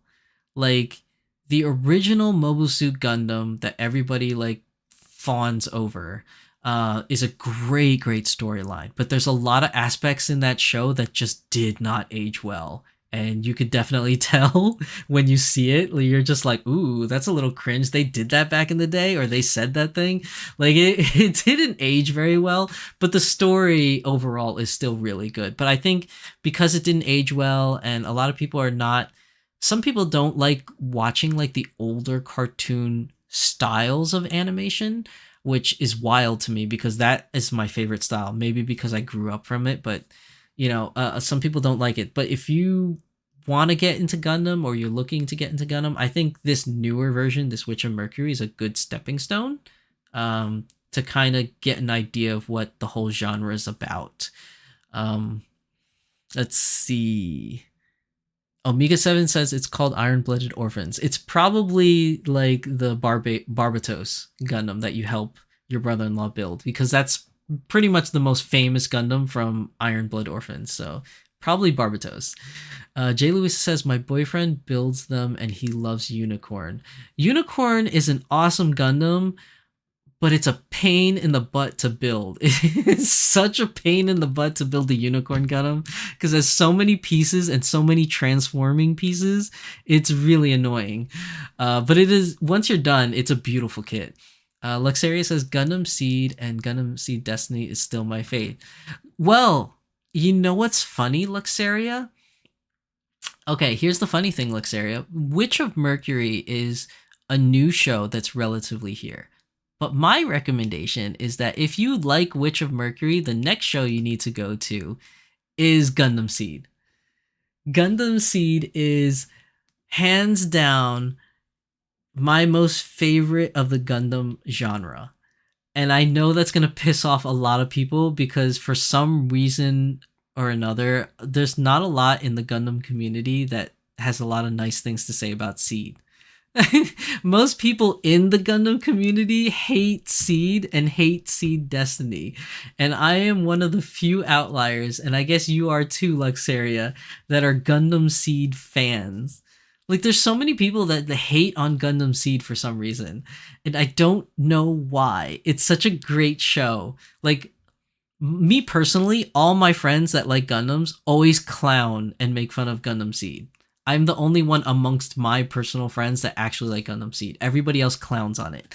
And I know that within the community, a lot of people always clown on Gundam Seed, which is weird because one of the most favorite Gundams that people like to build is the Freedom Gundam, and that's from Gundam Seed. Like, come on, people, make up your mind. So yeah, I definitely recommend that if you liked Witch of Mercury and you're willing to dip your feet into the Gundam universe and watch more of it, Gundam Seed is great. It is so good, in my personal opinion. You might hear different from somebody else. And then the reason why I'm bringing up Gundam Seed, okay, the main reason why I'm bringing up Gundam Seed is not only because The Witch of Mercury is the new show that's out right now that's gaining a lot of attraction, a lot of attention. And I think that you need to watch Gundam Seed, or you should watch Gundam Seed afterwards. But another reason why I'm saying it is because Gundam Seed is coming out with a brand new movie. Coming in January 26th of 2024, you have Gundam Seed Freedom, which I don't get why they call that in the title. I'm sure when I watch the movie, they'll explain it a little bit better, but it just seems a little redundant because then it's like it's talking about Gundam Seed Freedom, the actual Freedom Gundam, or Gundam Seed as in now we have freedom from tyranny or whatever. I don't know.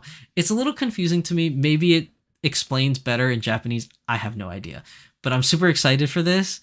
I've already seen the leaked images of the new Gundam models and what they look like, and I have to say they look cool, like design-wise, but the color scheme I'm not a fan of. I don't like the new Freedom Gundam color scheme where it's like green and blue.